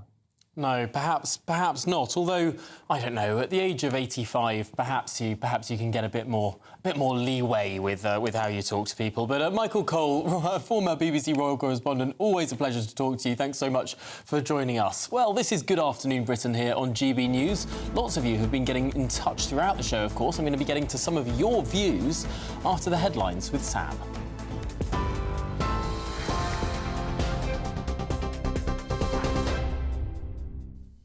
Very good afternoon. It's 2:32 exactly, and the top story from the newsroom this afternoon. A 27-year-old painter and decorator has been sentenced to 9 years in prison for his role in a violent riot outside a Rotherham hotel housing asylum seekers. Sheffield Crown Court heard Thomas Bailey engaged in what the judge described as grotesque acts of violence, fuelled by malicious and ignorant social media posts. The judge also called it one of the most serious cases of recent rioting and imposed an extended 5-year licence because of what he called Burley's ongoing dangerousness. Spanish police have found the body of a young man in a mountainous area of Mallorca, believed to be that of a missing British hiker.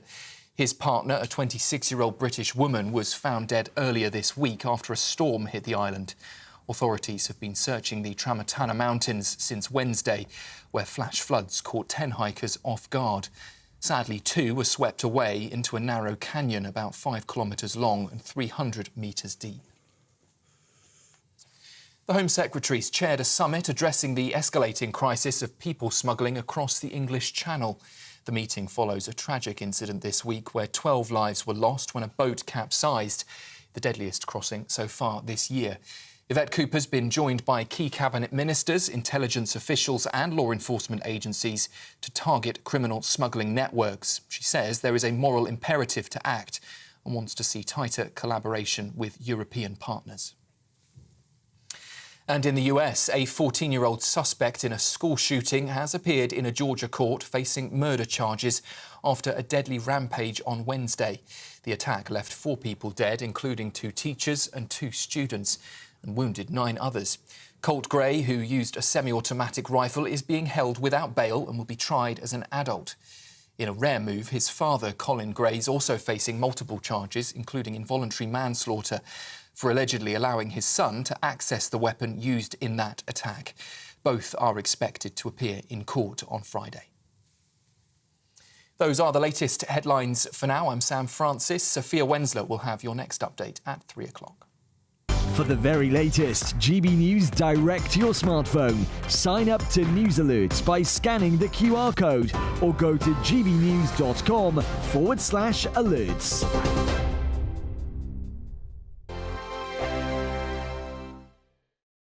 Good morning. Welcome to your latest GB News weather update brought to you from the Met Office. There's a rain warning in force across southern areas.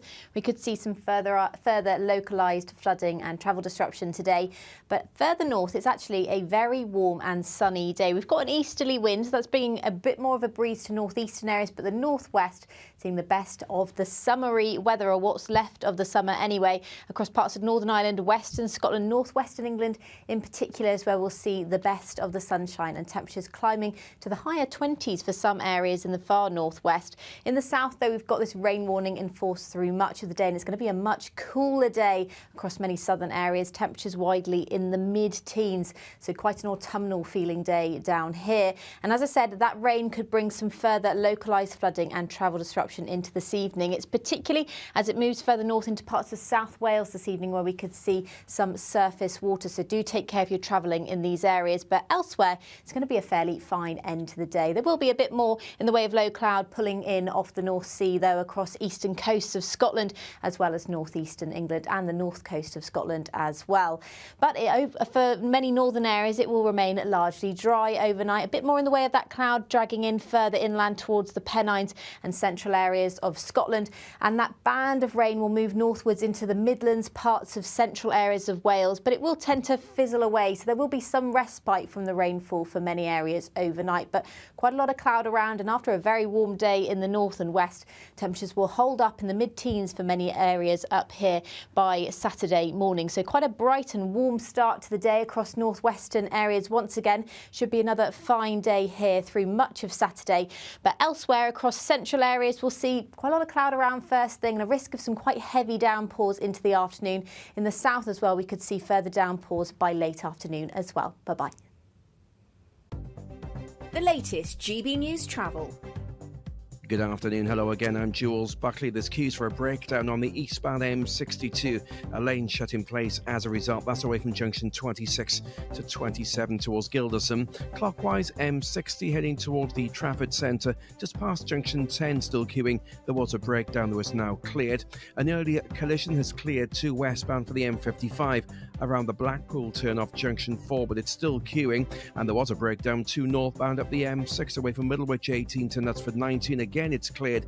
The congestion not quite yet, though. A southbound M42 Birmingham Airport at 6 down towards Solihull at 5, looking very slow going. And the northbound side of the M1, Redbourne at 9 up towards 10, queuing back to 8 between 9 and 10 northbound. 2 lanes combed off for emergency repairs. And that's the latest. You can stay up to date throughout the day by visiting our website, gbnews.com.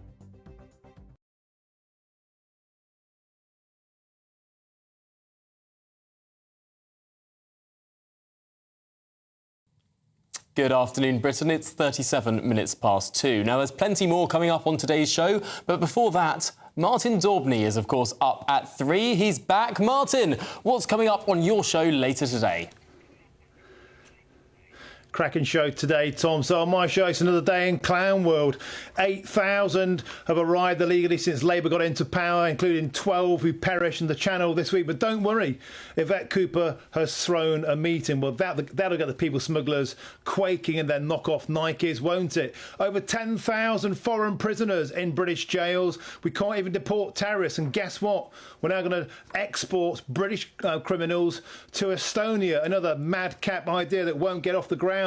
Talking of which, Germany nixed the Rwanda plan, the plan that Sir Keir Starmer shelved on day one of getting into power. Are we an international laughingstock? It's almost like we need a fighter to come into power to knock all their heads together. Well, look over at the Irish Sea. Conor McGregor, the notorious MMA champion, has decided he wants to run for the Irish presidency in 2025. Now, before we laugh it off, he's actually favoured to have a good fighting chance of winning that. Another superb day in politics. That's all coming on my show, 3 till 6 p.m. Looking forward to it, Martin, at 3 o'clock. Now, Lucy Letby has appointed a new barrister in an attempt to overturn her convictions on the grounds the jury were exposed to unreliable evidence. Mark MacDonald is gathering experts and said there was a strong case that the former nurse was innocent, warning that juries do get it wrong. Well, how often do they? Joining me is the criminal defence lawyer Paul Britton. Paul, thanks for coming into the studio.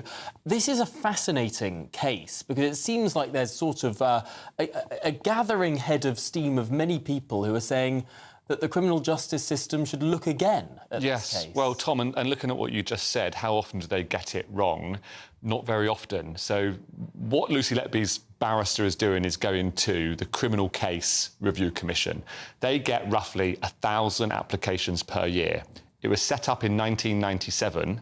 Since then, only 800 cases, roughly 30 a year, have gone to retrial, been sent back, and of those 30 a year, the statistic is roughly 4 are successful. So her chances aren't great. What her barrister, Mark MacDonald, is doing is that he actually has a bit of a passion about miscarriages of justice. In 2007, he set up a London clinic that looks at miscarriages of justice. It's been a passion from him since actually he qualified in 1997. He's been a criminal barrister ever since then. And he's been defending people who've been accused of all sorts of heinous things. I suppose most of the time they're found guilty and that there isn't actually a miscarriage. Yeah, well, I mean, he'll only be able to represent in this scenario when they have been found guilty. What's quite interesting is that he has 2 options. They can either look at the sentence, so he'll review the sentence and say that was wrong at the CCRC, or he'll say that the conviction is wrong. Well, they're going again for the conviction. Now, when you've got 2 parties, in this case, the Crown Prosecution Service and Lucy Letby's defence team, both sides will rely on evidence. Both sides will have their own experts. And of course, they're going to present the evidence that favours their case.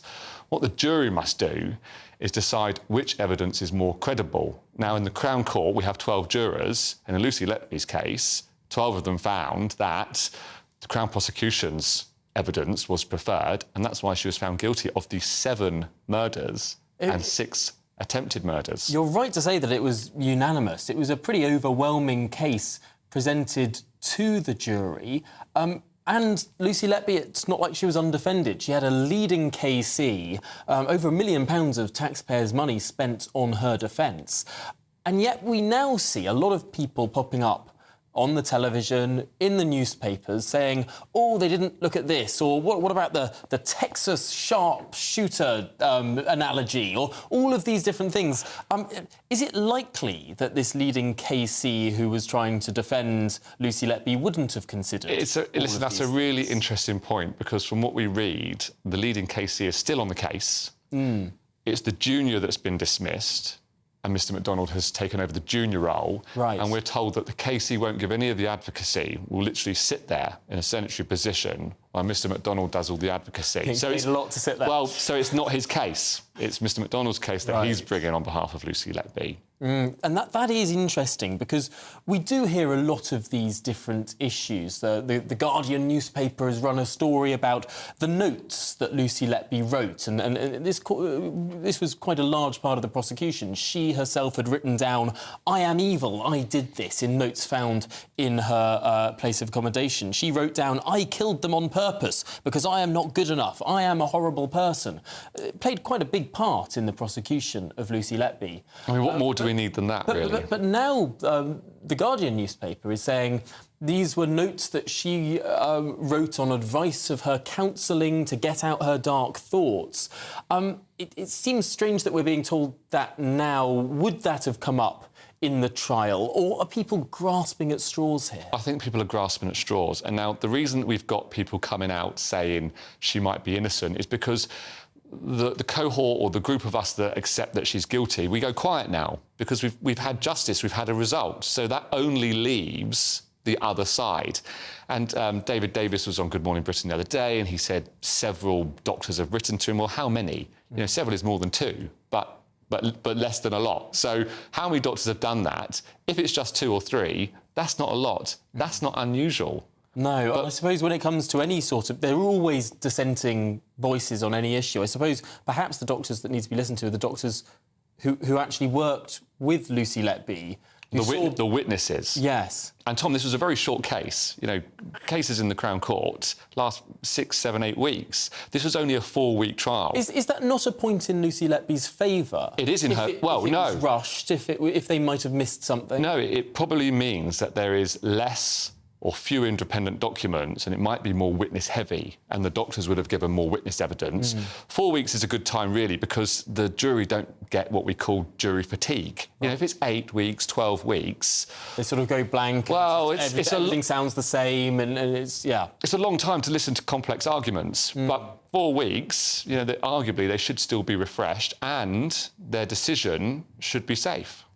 It is, of course, concerning when we hear that there might have been a miscarriage of justice. There's been examples in the history of this country where there have been very famous miscarriages of justice. The reason we stopped hanging people was because someone was convicted and it was found out far too late that they were... Well, when you're dead, yeah. You can't change it. And so I suppose it's a careful conversation that needs to be had here, because sometimes courts do get it wrong. It's right that it's looked at. The CCRC is a free service, but it's free at the point of use. The barristers are going to be receiving legal aid funding, so it's coming out of our pockets. How many times do you let someone have a go at it? So Crown Court failed, Lucy Letby, right? She failed to defend herself.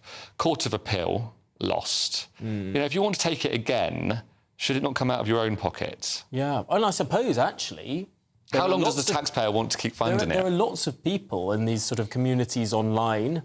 There are lots of people in certain media outlets who are part of the Lucy Letby is Innocent Brigade. I'd have thought they could crowdfund some money if they really want to. Yes. Is that an option for them? That is an option, and lawyers, privately funded lawyers, are often funded by crowdfunding, so it is an option available to her. Because I think a lot of people, a lot of taxpayers, will feel that it's a fairly bitter taste in the mouth, particularly perhaps for the parents of the babies who were killed. Yes, so when can they grieve? £1 million of taxpayers' money has been spent on Lucy Letby. Yeah, I mean, I worked it out about £500,000, but I'll take your million, whatever it is. I might be adding the whole thing together. But it's an eye-watering amount of money, and you make a very good point there. These parents of these children, you know, when are they going to be able to grieve? When are they going to be able to not see it in the headlines anymore so that they can move on from it? I think that's a really important point. You know, justice doesn't just have to be done, it has to be seen to be done. But does that not apply to the victims as well? As someone in the legal profession, when you see... We spoke to a statistician earlier on the programme who was saying, well, we shouldn't rely on statistics alone in these cases. We've seen politicians pop up and say things. There have been one or two doctors who don't seem to be particularly close to the case but have a view. When you see voices like that pop up, how does that make you feel as someone who spends their life within the legal system? Well, as a lawyer, undermine it? As a solicitor, I'm not supposed to feel anything, I'm supposed to think, right? So I think when I hear that, you must be fully seized of all of the facts and the evidence. You can't cherry-pick what you read in a newspaper or on a headline. Had they sat through the 4 weeks and seen it all, then they form a professional opinion rather than a personal opinion, I think it's compelling. But to read and pick up on snippets and then have an opinion where you say something as extreme as Lucy Letby might not be guilty in the softest terms, but if people say she's innocent, for me, I think that undermines our whole judicial system. You know, there is a separation... David Davis, for example, saying that she's probably innocent. There's a separation of powers for a reason. You know, MPs shouldn't be wading into these arguments publicly like that, particularly when, in this case, her own Lucy Letby's defence team are continuing the narrative. They're not letting it go. They're pushing it forward to the next stage. When is it going to stop? Well, Paul Britton, thank you so much for talking us through what is a fascinating case. I'm afraid I don't think it's going to stop here at 48 minutes past 2 on Friday afternoon, but we'll continue that case as, of course, it advances. This is Good Afternoon Britain on GB News. After the break, a deluge of rain will continue in the south of the UK today, but will it clear up by the weekend? Well, find out after this.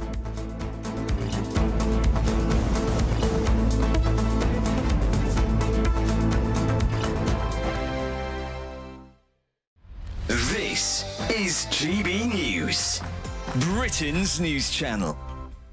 The Labour government wants to introduce a legal right not to be bothered so that staff can ignore bosses' emails and texts and calls outside of normal office hours, including holidays. It's all part of Labour's election pledge to give everybody a right to switch off for the first time ever. Mutaz, do you ever turn your phone off?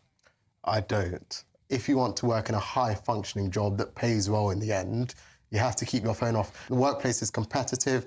If you work longer hours, you're more likely to get a promotion. It depends what job you do. We work in news, the three of us. News goes on all the time. It would be ridiculous to think that we could ever leave our emails or a phone call alone, because we don't know what's about to happen next. But say you're working in a clerical job or a manual job, if it's absolutely 9 to 5 and your job is over by then, there's no reason why you should be contacted by your boss except in an emergency. Is that because people nowadays, they want to, they don't want to live to work, they want to work to live? People are more relaxed about work. I'm able to come in here dressed like this. But when it comes to legislation, you've got to be careful because it leads to ridiculous situations. The Euros, when England was playing Spain, one of the Spanish footballers was 17 years old. I think the Spanish FA had to pay a fine because in Germany, a 17-year-old shouldn't work after 8 p.m. or something like that. Because with me now is the head of employment at Pickering Solicitors, Joanna Robson. Joanna, thanks for joining us. Is it a generational issue?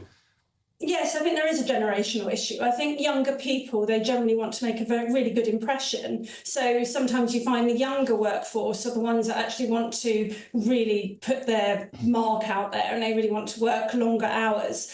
And that's going to, it's going to be difficult for younger people to, switch off. GB News, the People's Channel. Tune in to Friday Night Live with me, Mark Dolan. GB News royalty with your perfect start to the weekend. Lucky us. Feisty and fearless guests. Well, I'm a normal person, so ask me. Honest opinions that raises more questions than a Gary Barlow tax return. And a few surprises along the way. Might be cold in this studio. That is Friday Night Live with me, Mark Dolan. 8 to 9, only on GB News, the People's Channel, Britain's news channel. Welcome to State of the Nation, daily plunge into the stories shaping our country. I'm Jacob Rees-Mogg, and Monday to Thursday we bring you the insights, the facts, the truth about how our country is being governed. Because what happens in Downing Street matters down your street. Tune in to State of the Nation every Monday to Thursday, 8 to 9 o'clock. Only on GB News, the People's Channel, Britain's news channel.